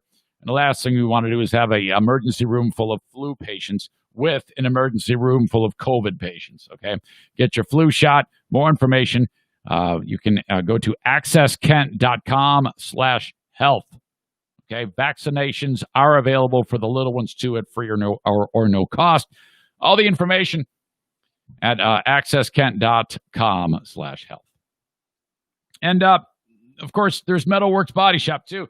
They are a sponsor that you hear from every day as we do the show in the Metalworks Body Shop Fear Bunker studio. If you crack up the RV, motorhome, fifth wheel, whatever it is, you take it to Metalworks Body Shop. They're in Coopersville, Michigan. Again, a lot of these sponsors that I throw at you, you're like, I don't know. It goes in one ear, out the other. It doesn't matter because it's when my message meets your need. That's how it works. So if you know anybody who's cracked up the RV, this is what you do. You drop that name because you heard it on the Zane Show. And please, as with all my sponsors, mention my name when you engage them. Thank you to Metalworks Body Shop. Get more info at metalworksbodyshop.com or click on their logo at ericzaneshow.com. It'll take you right to their Facebook page where you can get a look at some of their work. Okay? All right. Whew. All right. The one of the main stretches of interstate or highway or freeway around here is US 131. Goes right up and down the state, down to Kalamazoo, up north to Cadillac. You're going to take 131 way up north. Well, this guy was doing just that. And for 100 miles, he was enjoying his ride. At least maybe he thought. But what he may not have known is that he was having a stroke. Okay? The state troopers ended up stopping this guy, and they had to do it the old-fashioned way and get in front of his car and slowly brake until his vehicle hit the cop. This cop deserves a real medal here because of the effort to get this old-timer to stop. You got like a guy in his mid-80s, and he's having a stroke. Somehow, all four tires are shredded. That's what people noticed as the old-timer was headed up the road. There's a guy driving on northbound 131. His tires are all flat, and he's cruising down the road like nothing's wrong. Trooper's like, all right, we got to get to the bottom of this. They take off. They try to pull the guy over. He's not moving. Rubber's flying off. And then, of course, he's down on the rims. There's sparks. The shit's flying off the car, damaging the vehicle. It's terrible. Oh, my God. Trooper, pulls over next to him, hits the siren, grabs the loudspeaker. Sir, pull over. Guy's like, he's like on another planet, but he still manages to keep the car on the road for 100 miles. Oh, my God. How is this even possible? But the cop is realizing there's something wrong with the dude. Gets in front of him and starts slowing down the vehicle, the cop car, and the vehicle that the 84-year-old was in. Like I said, hits the cruiser, no big deal. But then they slowly is able to get that guy slowed down and pulled over, saved the old-timer's life. You know that with an 84-year-old man, the conversation that happened with the old-timer and his family, Dad, you shouldn't be driving anymore. I'm going to drive, guy. I'm going to do it. I mean, that's something that we just went through with my dad. You know, we had to trick him. But, well, not really. I just said, Dad, I want to buy that truck off you. Okay, I'll sell it to you, guy. Well, we were fortunate enough to get the truck away. Otherwise, he'd still be driving, and Dad should not be driving. You may not have been able to tell in that segment that I do, Dear Meathead, that he's suffering from dementia, but he's got dementia. And some of our old folks, they should not be behind the wheel. So I encourage you any way possible to keep them from driving, because they could kill themselves. They could kill somebody else. Oh, my God. This trooper risked his life to stop this guy. How about that maneuver? Cop gets the guy to stop, and it finally worked out. Cadillac trooper credited for saving a man's life who was suffering from a stroke while driving on US 131. Well done to the trooper. Man, that just goes to show you, hey, when those cop cars go to auction, you know, there's always like a mark or damage on them. That could be from when the cop or somebody saved somebody's life. It's incredible. Say no to the old timers driving. I'll say that. Okay. Thanks again to Zaniac Jimmy from Maine for reaching out with this story. People reach out all the time with stories. I encourage that. Eric at ericzaneshow.com. It makes my life easier when you see an interesting story and you send it along. And this one has kind of like been hanging out there, and I haven't really addressed it. It's not really a story. It's just remarkable that this is even a thing. I don't understand how they could expect this to be something that people would want, but the people that make Brock's candy, you know, candy corn, which every year there is a debate about candy corn. Now, I am on Team Candy Corn. Candy corn is outrageously awesome. It's crazy that I'm going to this diet thing right now, trying to get away from sugary foods, but I will probably have a handful or two of candy corn. I'm all about candy corn. Also, as good or better, candy pumpkins. Big fan of candy pumpkins. All right. So when I see we're getting to the time of the year when these things are about to, be like on the forefront of my attention, you can get them anytime, but it's only this time of year when the temperature starts to change.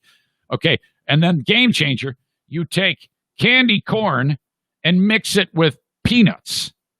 And we've talked about this many times. It's every single a mouthful is like a payday candy bar. It's just awesome. Oh my God. Brock's has also taken the time to give us not only candy corn and candy pumpkins, but autumn mix, which is a blend of the white, orange, yellow candy corn and the light brown, orange, dark brown candy corn and the pumpkins. Now, it's all the same fucking shit in different shapes. So it doesn't matter. But now there's caramel candy corn too, but I haven't tasted caramel candy corn. It looks like something that I would be interested in. I'm interested in all these things. Now, why the fuck am I talking about something so stupid? I'll tell you why I'm talking about something so stupid. Because turkey dinner candy corn. Hold everything here. Described, according to Brock's, as a full course meal presented in a unique mix of candy corn flavors. I don't know, man. The whole idea of meat as candy. Meat should not have, it just doesn't. When I'm eating a Thanksgiving dinner, The only thing that might even have some degree of sweetness to it would be the sweet potatoes. But they say that this candy is a combination of everything you would get for Thanksgiving. And it's kind of sickening. All right? Roasted turkey, green beans and stuffing, ginger glazed carrots, cranberry sauce, and sweet potato pie. Is that all in one thing?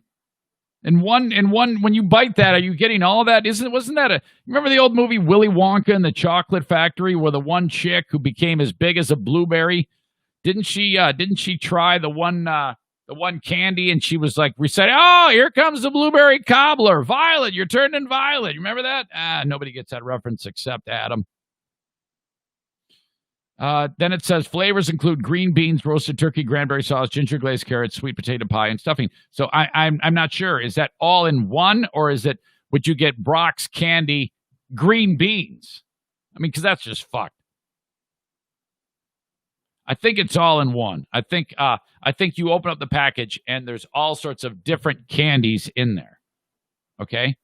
Yeah, I am very intrigued to try it, and I will sample it. We could do like a what do they call those things? A reaction video on here of the Brock's turkey dinner. So if it's available, it says it's available at Walgreens. So this is kind of like a commercial for these assholes. There's a freebie. And, I definitely need to do a unboxing or a reaction video of the new Brock's turkey dinner candy corn. But I can't believe that they committed to it. It just sounds ridiculous, you know? Who knows, though? Maybe it's great. All right, more coming up, including, oh boy, I've been looking forward to getting back into the story since I talked about it yesterday. There is new information about these two religious guys who have been using the Lord to have sex with kids and to act like an idiot and make millions of dollars. That's right. On a national level, Jerry Falwell Jr., an update on him. And in Kalamazoo, Michigan, not far from here, the Reverend Strickland and the allegations against that guy. Holy shit. Oh. But don't forget, Patreon will be the home for the Eric Zane and Ben Glaze podcast that we don't yet have a name for. Patreon.com/Eric Zane. You can sign up for $5 or $10 a month. I do an extra podcast each and every day on there. You got Smarter Than a Former Drug Dealer Trivia. The Insane Asylum, which is my music radio show that Kenny loves. I post that on there, commercial free. It's normally heard on Q100 in Northern Michigan. That's all for you for just $5 or $10 a month, and you keep the lights on the podcast. I will be drawing 12 new free Patreon members. If you want a free Patreon membership, I know it's kind of weird to talk about buying it and then giving it away free, but I've got some donations that were made. One, an anonymous donor, one, Kenny in Nashville, and also Bennett Flooring Installation are giving away free Patreon podcasts.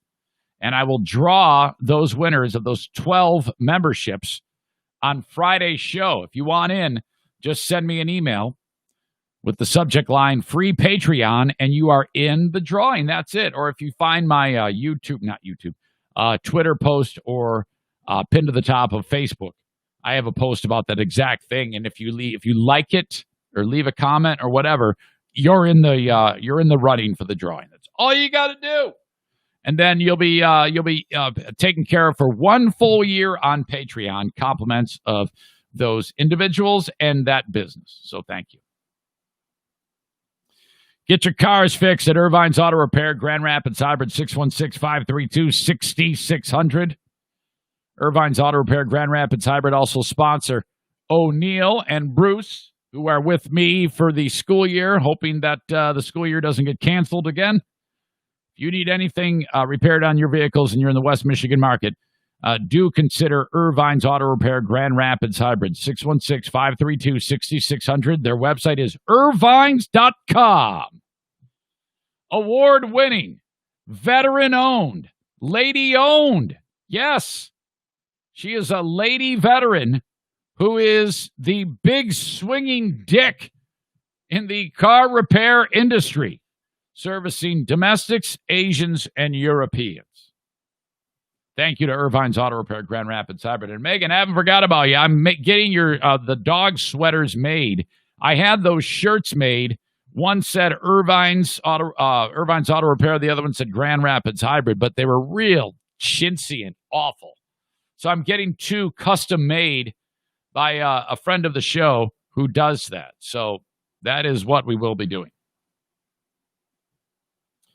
All right. And then Queen of the Forest podcast with Diana. I should say Queen of the Forest segments are brought to you by Baldwin Ace Hardware. Baldwin Ace Hardware up north. If you go up north, stop by Baldwin Ace Hardware. Great sponsor for a long time of the Eric Zane Show podcast. All right. Jerry Falwell Jr. I know this has been just a weirdo thing. And I mean, hell, I didn't even know anything about Jerry Falwell Jr. All I know is that his dad was crazy, and he was embroiled in a sex scandal. His dad was when he was alive. He's dead now. Well, this dude, Jerry Falwell Jr., has been running Liberty University for the past 10 years. He is worth millions of dollars. He's an evangelist, part of the super right conservative Christian group that acts like they are in lockstep with the Lord Jesus, but they're fucking awful, worth millions of dollars. I don't want to go down that road again, how I feel about that, but that's what Jerry Falwell Jr. is all about. And he's got this school called Liberty University in Virginia. COVID denier, one of these guys, he's kind of half crazy. All right, whatever, but I don't give a shit. If that's your thing, I don't care. That's your problem. You'll be judged when the time hits. So then he posts that picture of him on a yacht with his pinned dick sticking out and his belly showing, and people at Liberty University are like, wait, what's going on? And who's that chick by your side? Oh, yeah, that's my wife's assistant. It's cool. And then so it kind of like is weird. This is what's going on here? Oh, my God. It's getting more and more weird. This all happened in the month of August, and then you're hearing more and more things. And then all of a sudden, Jerry Falwell Jr. on Sunday says, I've been acting weird because my wife had an affair with the pool boy for 8 years, and we fixed it now, and he tried to extort us. Okay, all good. Well, the reason why Jerry Falwell Jr. said that is because he knew that the dude who was the pool boy, I forget his name, we talked about him yesterday, that guy informed, that is Giancarlo Granda, informed Falwell that he was coming out with his story, and Giancarlo Granda had informed Reuters that he produced a bunch of text messages and audio of him talking to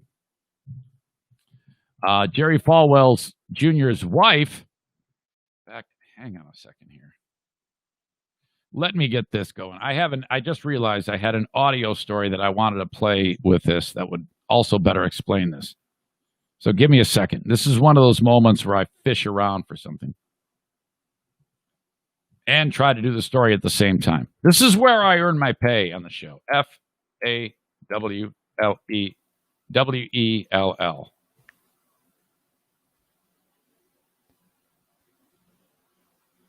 Giancarlo comes out and says, no way, man.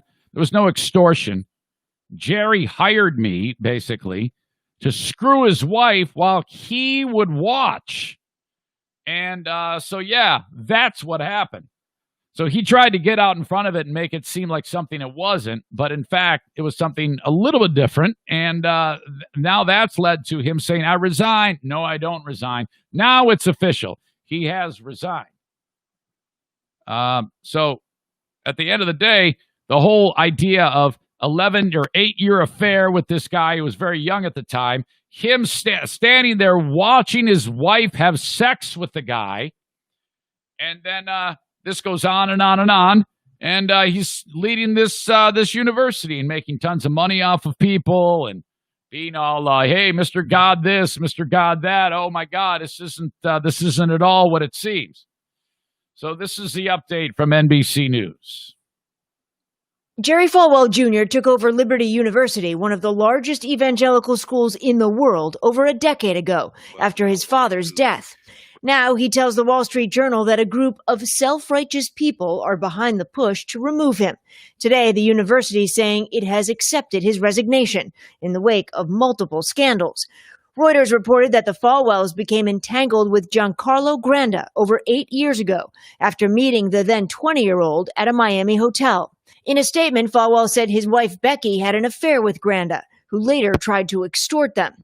Granda denies the accusation, telling Reuters that Jerry knew about the affair and would sometimes watch him and Becky together. Granda sharing phone conversations with Reuters, including this exchange from 2018. His new thing is like killing me every time he hooks up with people. Like I don't have feelings or something. You're gonna make us jealous. Yeah. All of this less than a month after Falwell posted and then deleted this photo on Instagram. Despite his defense that it was all in good fun, Liberty University put the 58-year-old on indefinite leave.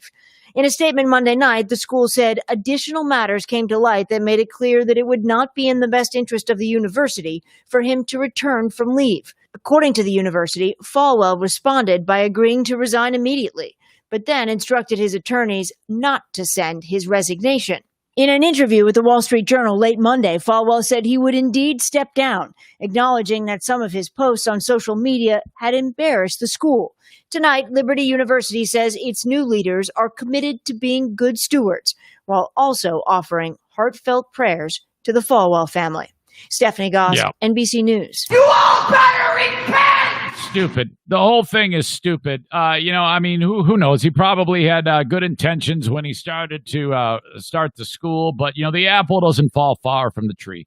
Jerry Falwell Jr. is a scumbag. And by the way, the story goes that now he stands to make $10.5 million from the school and getting, wouldn't that be just something? Here we are, every single one of us. We have to scrape for every penny. We work our ass off.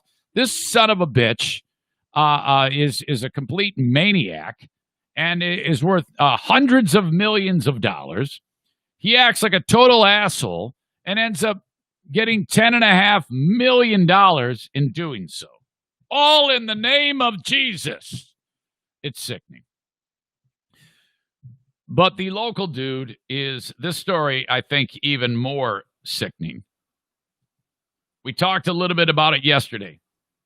This is the story of Strickland, which I think, how do you say that name? Strickland. Kalamazoo's Second Baptist Church.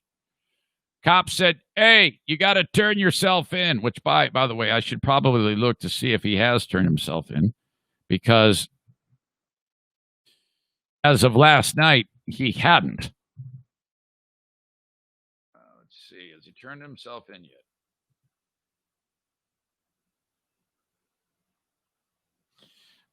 No, it doesn't look like it, because the story last updated like a day ago or 16 hours ago is the one I'm actually looking at right now. So I don't know. Maybe he has, but they haven't updated the story. Let me just read you the headline.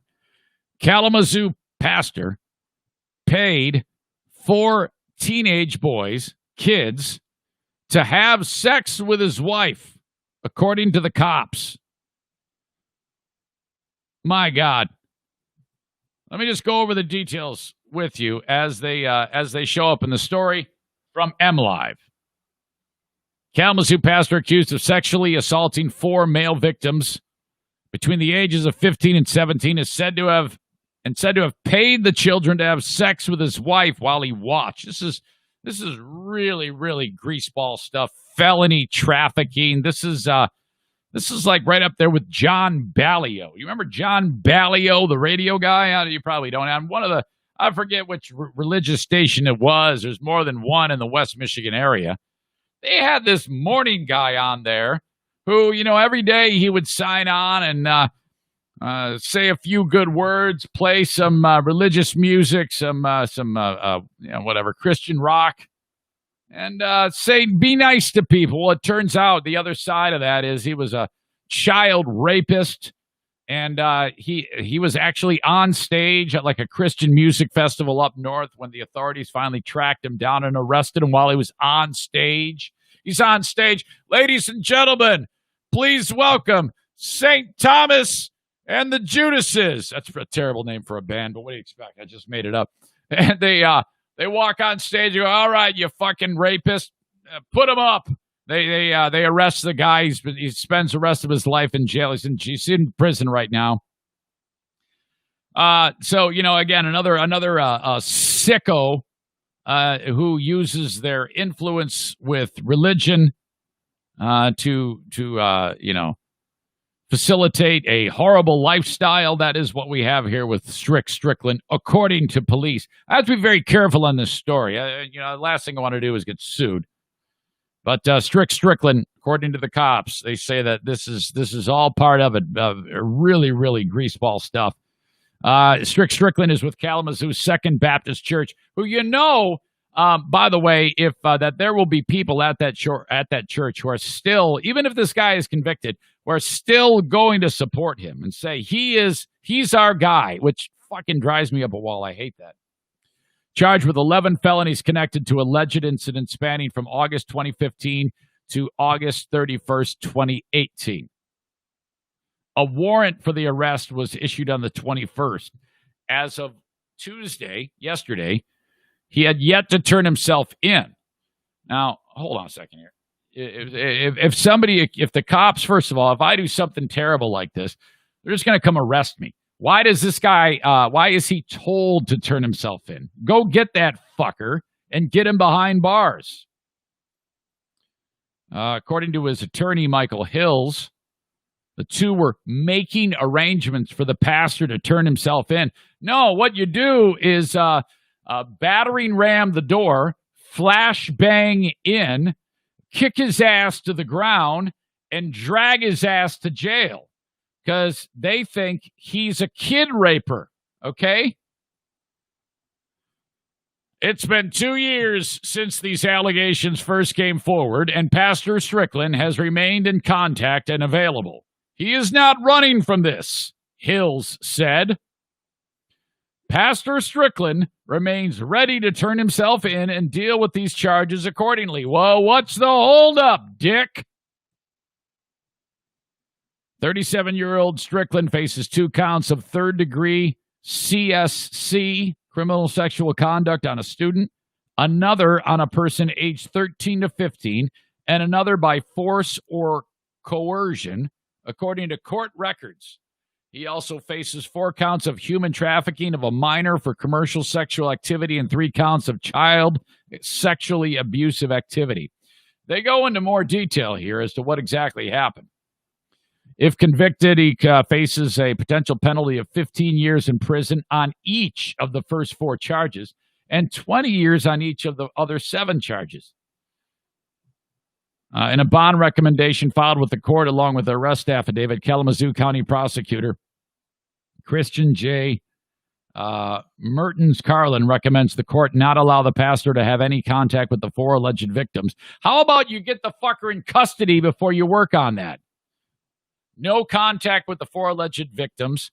His wife, who's known as, her name is Jazz Monique Strickland, who Jazz Monique should probably be termed as Jizz Monique when you hear about this and what cops say she did. Per the reports, the defendant and his wife, Jizz Monique, would use their employment at Phoenix High School in Kalamazoo, and to some extent, the defendant would use his work as a pastor to find male teenagers. He would find young boys and say, "I'll give you $100 to plow my wife while I beat my meat." True story. That's what the cops are saying is a true story. He would use those positions of authority and say, all right, BBC number 1 of this 15-year-old. I saw him in the locker room. He's got a big, thick one. My wife will like that in the butt. All right, oh, man, look at this. Oh, Jesus, my wife's going to be all over that guy. This is what cops say he did. And I'll give him $100. That was what he was given, $100 to have sex with Jizz Monique, according to police. To have sex with the wife while the defendant watched and masturbated, according to the prosecutor, Mertens Carlin writes in her bond recommendation, Strickland would get 4 young kids aged 13 to 17, have him put it to his wife, but good, while he pounded his pud. Actually, it says the 4 said to be victims in the case range in age from 15 to 17 when the alleged acts occurred.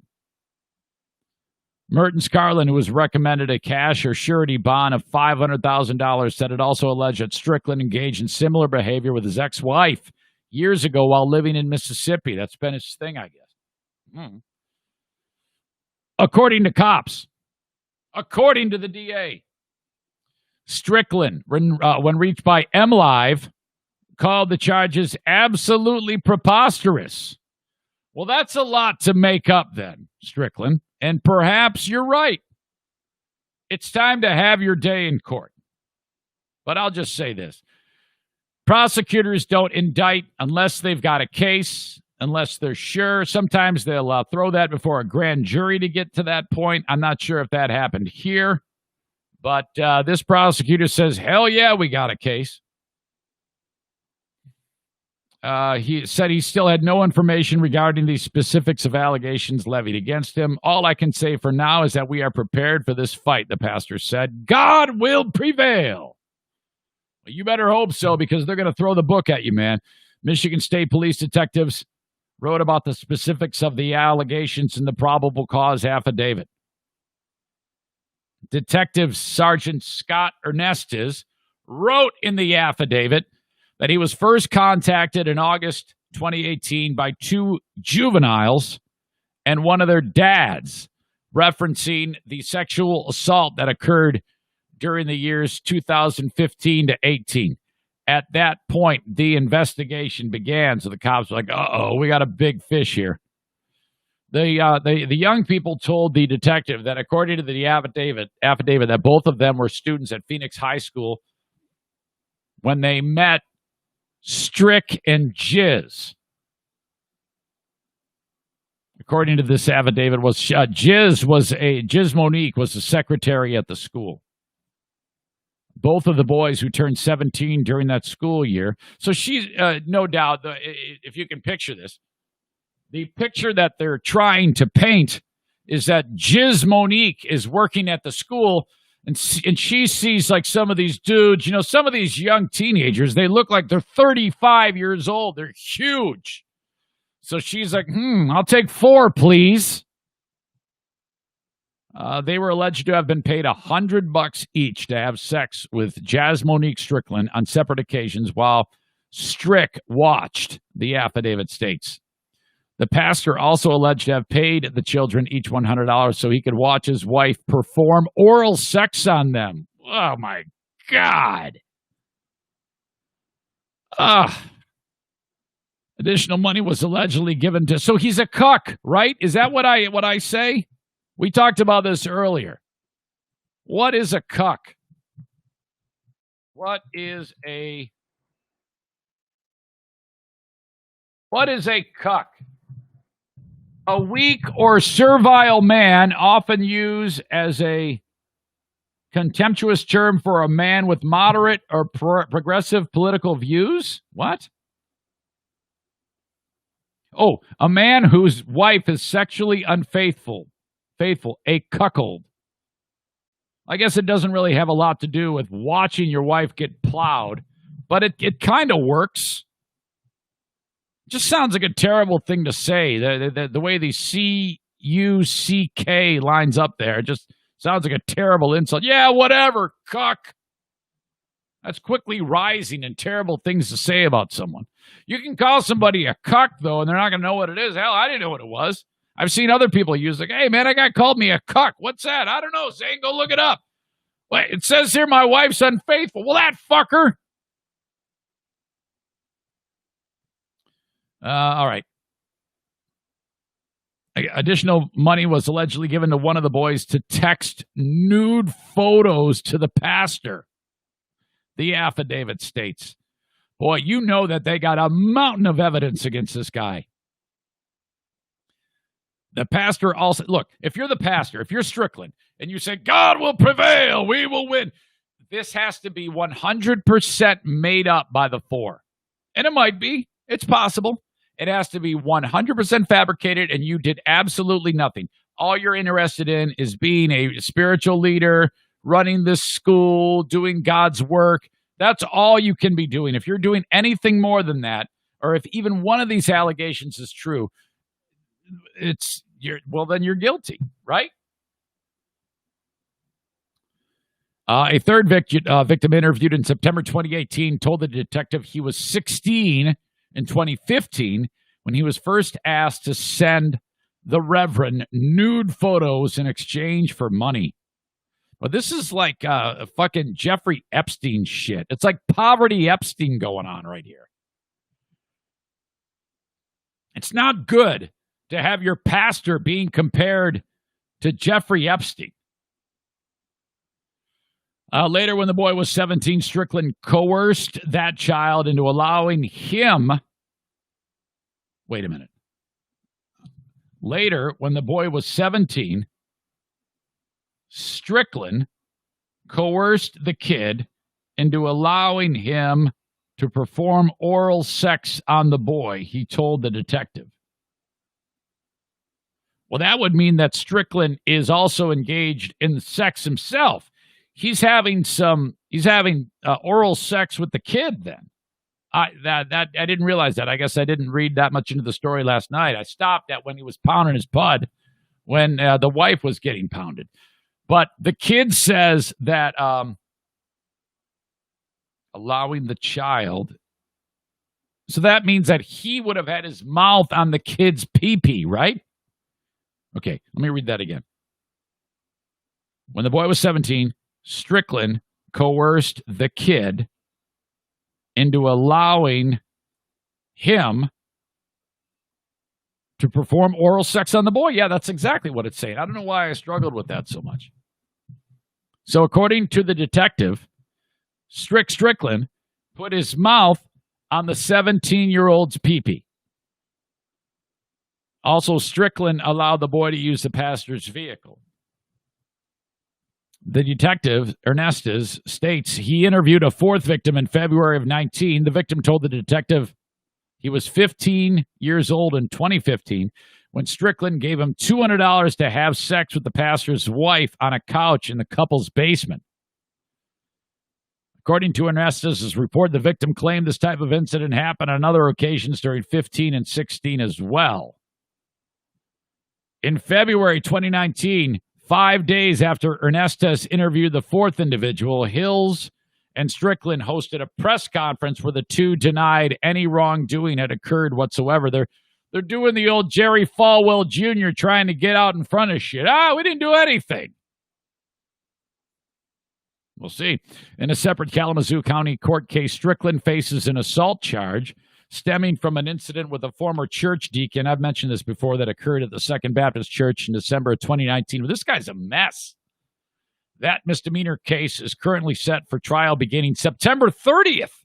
Well, this is all coming together in a legal cornucopia of controversy and goodness.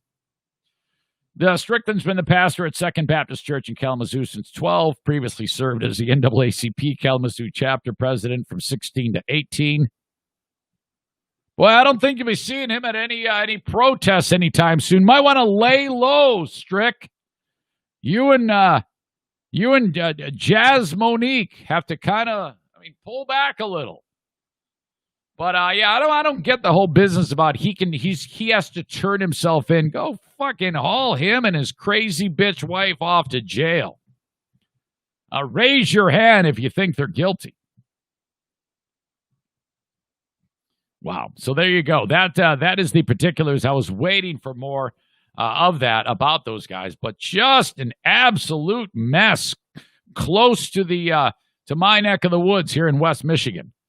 Strick and Jiz Monique are waiting now, and I'm guessing that they both have to turn themselves in. But it said only him. But what an indictment! What a bombshell!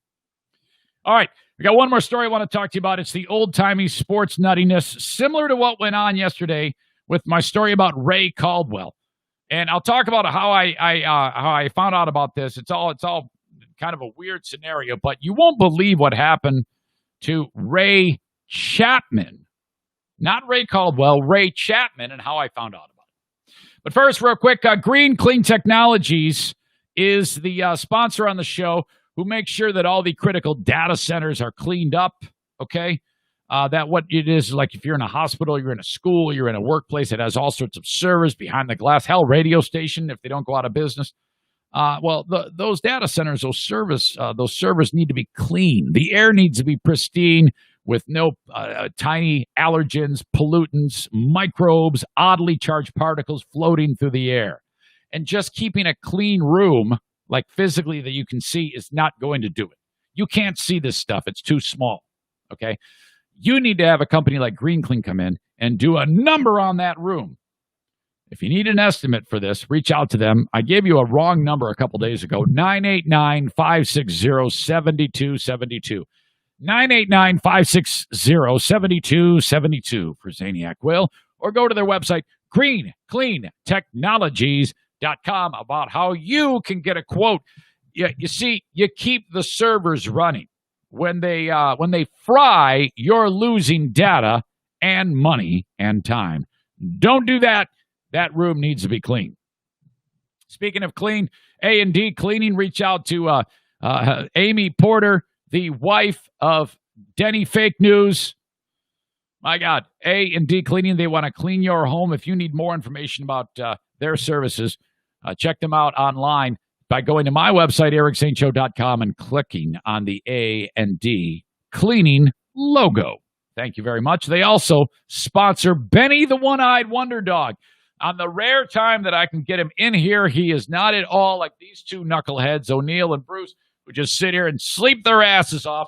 Frickin' O'Neill was up here, and then he got down. Stevie is wondering where her dog is. He will not move off the floor. He was having a dream a few minutes ago. He's sitting there running in place. All right. Sorry, I'm having a bad tangent day. You can tell my mind's going a million miles an hour. Real quick, Van Dyke Mortgage, 231-332-6505, NMLS number 3035. I just had a conversation with a friend who's like, man, I'm in a bad spot. I got to get out of this rental situation. They're being really hard on me because I've got a puppy dog that they want to charge me more money. I'm like, what are you doing? Call Mario. I'm pretty sure he can get anybody into a mortgage. If he can't, he'll make it so that you can. Okay, this could be just a temporary setback for you.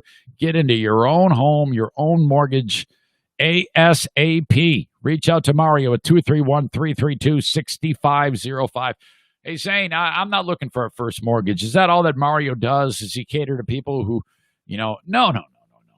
But he does everything for mortgages, but, not everybody who does mortgages wants to work with first-time mortgage folks. Mario does. So just a little food for thought there. 231-332-6505. He really helps out people who otherwise, other people who do mortgages, they may be like, oh, fuck, it's not worth my time. That does happen. Everybody's worth something to Mario. Everybody's time is important. Everybody's livelihood is important to Mario. All right. And then last but certainly not least, my friends over at Blue Frost IT. Yes. Tech Tuesday with Alan from Blue Frost IT. Oh my gosh, can he talk?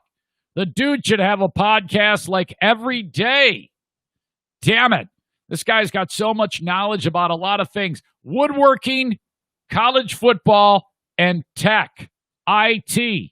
If your small or medium-sized business does not have a managed IT service provider at your beck and call, oh boy, this is a bad thing, because if things go south, you're literally starting from scratch. That's going to cost you time and money. And you can't afford that because your customers need you. So one of the key things you need while building your business is being able to have all of your tech to be serviced quickly. A monthly service plan from Blue Frost IT is very affordable and well worth it, and could very well save the day. Reach out to Alan and Ashlyn at Blue Frost IT, 616-200-8550. Also, they're doing this to get your kids in tip-top shape when it comes to back to school, because a lot of your kids are going to be really utilizing computers. And you're like, well, I'm working from home. I'm using the great computer. Here, you take the shitty laptop. And the kid's like, thanks, Dad. And the kid turns it on, and it sucks. The kid clicks on, like, Zoom. It takes an hour for the thing to boot. And he's like, oh, man, I'm getting bullied online because my computer sucks tons of dick, Dad. What am I going to do? All right, I'm going to call Blue Frost IT. Alan shows up in his Maserati. It's going to take about an hour and about $300 cash or check or charge, whatever, however you pay it. Maybe a little less than an hour, maybe a little more, maybe a little less than $300, maybe a little more. But what he's going to do is he's going to plug some thing into the kid's shitty computer, take all the data, all the saved information, put it onto this solid state hard drive. Then he's going to take apart the shitty computer, throw out the shitty part, put the new solid state hard drive in there, and boom. The kid's computer's fast. It only costs you $300. 616-200-8550. Okay.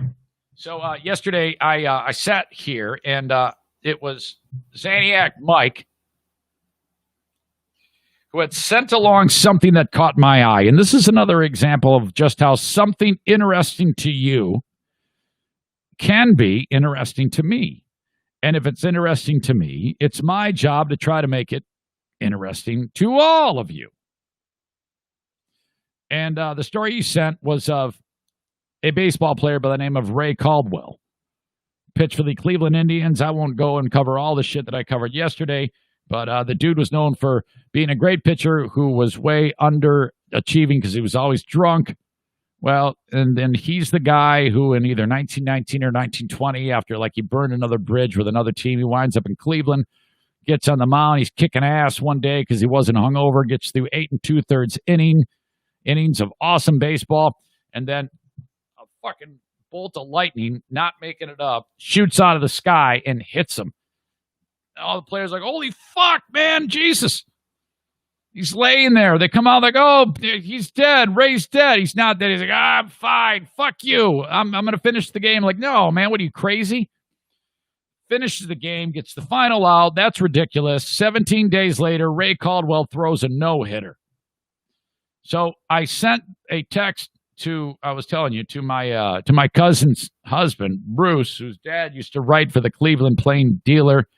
He's the guy who eventually struck up a relationship with Paul Brown of the Cleveland Browns football team and became the general manager of the Browns. He was their general manager when they won a world championship. So I know he loves Cleveland sports, does Bruce. So I reached out to him, and I write, hey, Bruce, man, are you familiar with the story of Ray Caldwell? I just talked about it on the podcast. He pitched in the early 1920s for the Tribe. He writes, oh, yeah. But you're getting the name wrong. It's Ray Chapman. And I'm like, what? And Bruce writes, he's the only player in baseball history to be killed on the field.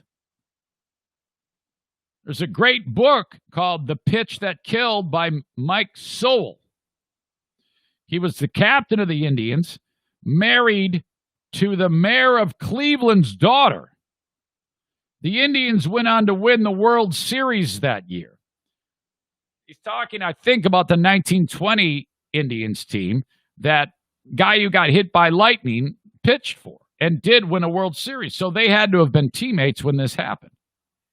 And I wrote, nope, I'm thinking a different guy. Ray Caldwell was struck by lightning on the mound after he went 8 2/3 against the Yanks, finished the game 17 days later, throws a no-no. But the Chapman story sounds like another remarkable one. Bruce is crazy. I never had heard that story. I'll have to look it up. So while he's looking up about Ray Caldwell, I'm busy looking up about Ray Chapman. And this is fucked. Holy shit. Now, we're talking an era where everything you see, all the pictures are black and white. You know, Ty Cobb is busy saying the N-word and acting like an asshole and you know, baseball in that era. Well, the story of what happened here is there was some really strange things that were happening in baseball by today's standards. Back then, it was okay for the pitcher to doctor the baseball, like spit on it with tobacco juice, scuff it, put mud on it, and they would use one baseball for the whole game. And so as the game went on, the baseball would just be a mess, and that was part of the game. It made it actually quite a different game. And so the pitches, when the pitchers would release the ball, if you were a good spitball pitcher, the ball's doing weird shit all over the place. You don't know, and you can't see it because it's brown by the time the game's done. It's harder to see it. You can see it, but it's harder to see. So the batters struggle as the game wears on. Okay? On this fateful day, August 16th, 1920, Chapman steps to the plate against a pitcher known as Carl Mays. This is in New York that it happened. And then the article goes on to talk about how they would get the balls dirty with soil, licorice, tobacco juice, scuffed it, sandpapered the ball, scarred it, stepped on it, spiking it, giving it a misshapen, earth-colored ball. It was much different. The ball was actually, in some cases, not even fully round by the end of the game. Okay? This is what we're talking about here. And then this particular pitcher, this Mays, would throw with a submarine delivery. So he would be way down, almost like Dan Quisenberry or maybe like Bruce Sutter, this sidearm type of look. Okay? And it was tough for the batters to pick up where the ball actually is as it leaves his hand. I don't know anything about baseball, but I've heard many times Ted Williams and guys like Ted Williams and Tony Gwynn, they used to really be able to see the ball. So it was the pitcher would do whatever they could to try to hide it in the delivery or whatever, but these guys had great vision. Ted Williams was a fighter pilot. His vision was so excellent. He would shoot down all these bad guys during World War II. His eyesight was so good. So the key is to keep the batter from seeing it, fuck up the ball so that it moves all over the place. Ray Chapman steps to the plate late in the game. And it was at a portion of the day where the sun was fucking with everybody's vision. Eyewitnesses say that as the ball left May's hand, it's going right to Chapman's head. It's going to hit him in the head. You also need to know, baseball at the time, they didn't wear batting helmets.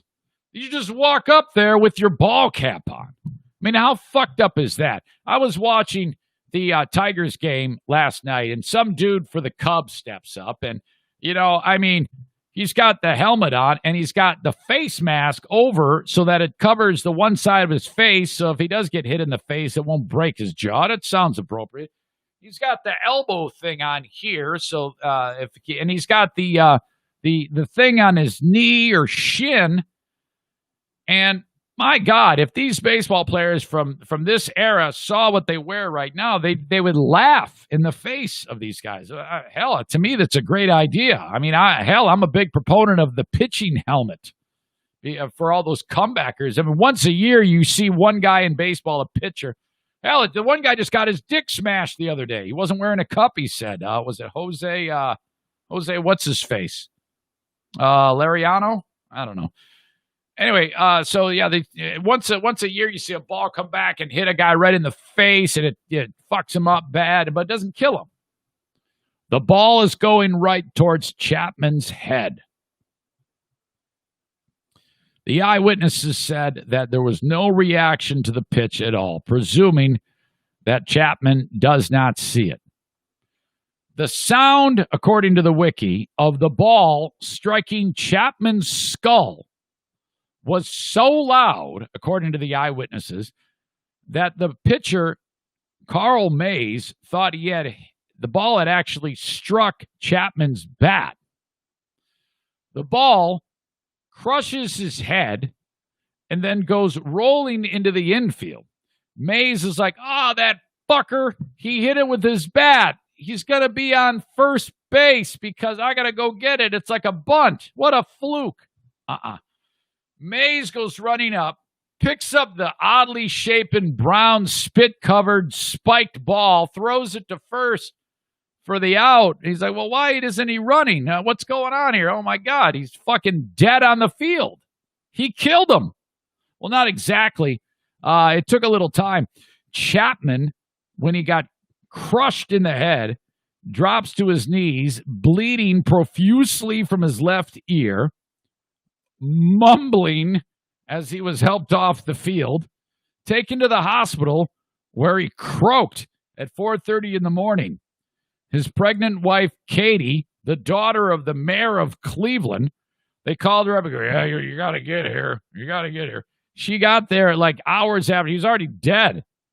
Oh, my God. Thousands of mourners attended the funeral at the church in Cleveland.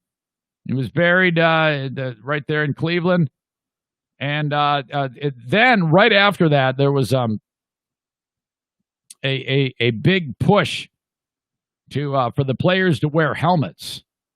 And I don't think they made it mandatory. And it took another 30 years before they finally said, all right, let's make helmets mandatory. My God. Oh, Jesus. To actually see that guy die on the field, hit in the head, that is gruesome. I will never understand why there isn't even more protection now. And the fact that they played in an era when you could just walk right up and get hit in the head. Who was the guy? Bert Campaneris? No. There was a guy back in the day. Bert Campaneris, I think, threw a bat. There was another guy who there was an incident at home, and the batter took the bat and bashed the catcher over the head with it. My God, who knew it was so brutal, you know? Folks, that's it. I'm out of time. I'm out of talent. I've got more podcasting on the Patreon for you. I appreciate you being part of the podcast. You know what? It just dawned on me. I'm supposed to check email. I haven't done it as I should. Let's see. Call Jackie and see her top 5 helpers of the week. Not a bad idea. I wonder if I can get her. Yeah, she's not working. Let's talk a little about with the audience about Jackie's top 5 helpers of the week. Jackie, my daughter, has just had a reconstructive knee surgery. And so we've been having a little competition here in the household about the top 5 helpers of the week. Hello? Hey, Jackie. Oh, hi. I'm podcasting right now. I know, I can tell. Do I sound different when I'm podcasting? Yes. What is it? What do you mean? Well, you always go, hi, Jackie, or you go, hey, and you don't always do that. So it's like I have a different way of speaking on the podcast. All right. What are you doing right now? What are you doing? Eating cereal. Is it sugar cereal? It's fruit and yogurt. Special K. All right. You know you have a risk of diabetes when you get older. Yeah, I know. It's all genetics.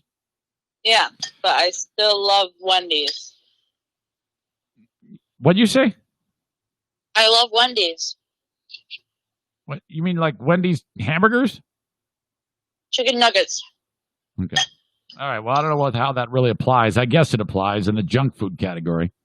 Did you hear that your sister got a piece of metal stuck in her ear?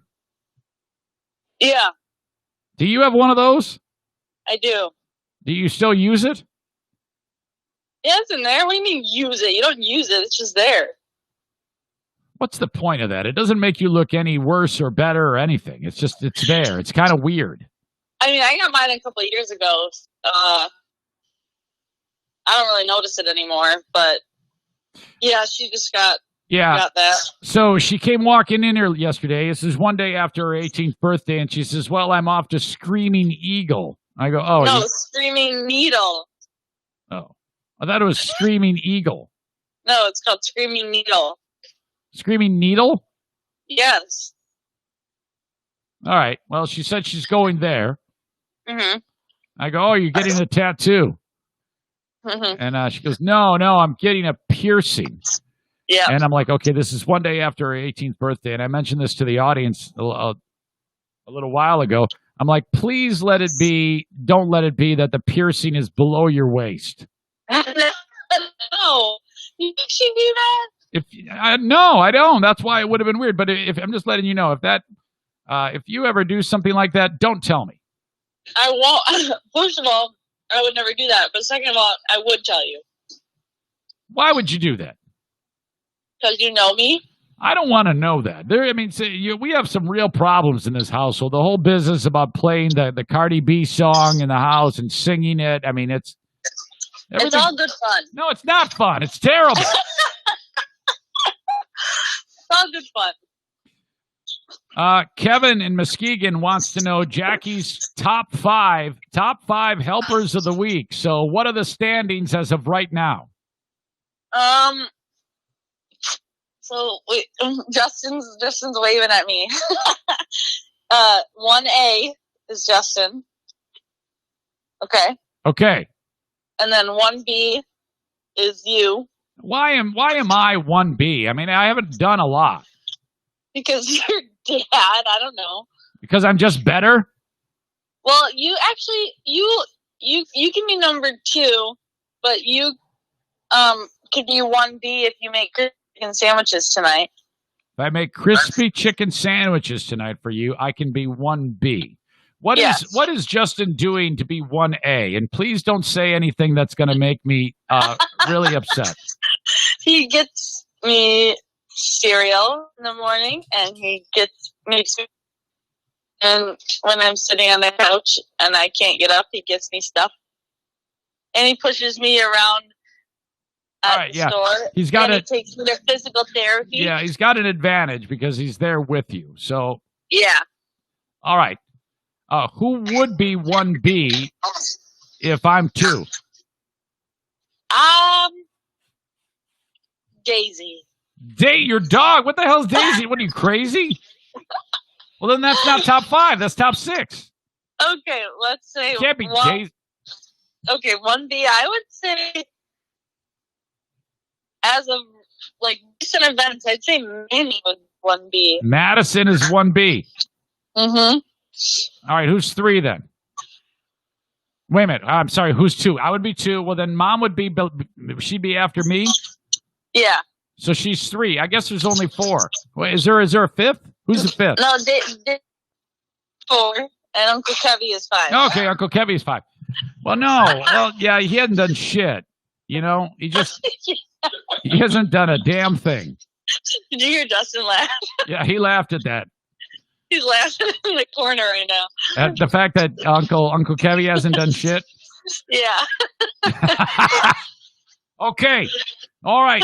The audience wanted to know. Kevin was asking, so I wanted to pass that along. Top 5 helpers in the family. Top 5 helpers. Are you gonna make crispy chicken sandwiches? Let me check the schedule here. See if I can get that done today. Yeah, I can. I can make the crispy. I can't have any of it, but I can definitely make the crispy chicken sandwiches. You're less busy than yesterday? Yeah, today's a good day, and I'm not having an anxiety attack. Oh, good. Okay. Oh, it was bad. You should have seen it. My mom just said you were tired. I was like, oh, sure. What was going on? I was, but you should have heard her. I was struggling, and I'm getting. It sounds weird, but there's a couple of things going on as I'm ending this medicine cycle, which I don't know if I can't prove whether or not getting off the medicine had anything to do with the anxiety attack. Mm-hmm. I guess it could be, but we don't know. But your mom is like, oh, well, that's the reason, and I'm not going to live like this, just so you know. God. And I'm like, would you give me a chance? Would you please just give me a chance? I want to do this. Just please be patient with me. My God. Yeah. All right. Because sometimes you get anxiety attacks even when you're on your meds. Yes, so. Of course. It's that's part of the fun. Yeah. Yeah. Okay. All right. Okay. Okay. I'll talk to you. I'll see you tonight. Okay. Okay. Bye. There you go. Ask and you shall receive. The Eric Zane Show podcast, top 5 helpers. Man, I cannot believe how much response I've gotten about the anxiety. This person writes, just chiming in about the issues. A lot of people suffer from anxiety and panic attacks, including myself. Unfortunately, our brains like to mess with us sometimes, and for no good reason. It sucks, and I wish more people knew what it felt like in those irrational moments. When I have a full-blown panic attack, it quite literally feels like I might die. Oh, my God.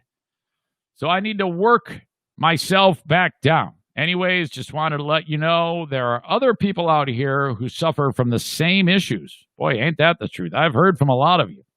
It always seemed a little comforting to me to know so many others were in the same boat as myself. Have a great day. Signed, Anonymous. I try not to tip off who's who on those things. Some people are sensitive to that. But thank you so much, man. That meant the world to me. All systems go. We'll make it through. No problem. Now we're done. Thanks, folks. I appreciate you listening to the Eric Zane Show podcast. We've got the Patreon coming up. Look forward to that. Don't be a stranger. Send me links on stories that you want me to talk about. Eric at ericzaneshow.com. Send me an email about getting a new furnace for someone you love, you care about, from Joe Martinez. Send me an email with free Patreon subject line. If you want to cash in on a free Patreon, I'll give it away on Friday during the regular podcast. That from Bennett Flooring Installation, Zaniac Kenny, and Zaniac Anonymous. Y'all are the best. For O'Neill, from Grand Rapids Hybrid, from Bruce, from Irvine's Auto Repair. I'm Eric Zane. You all better repent! Have a great day.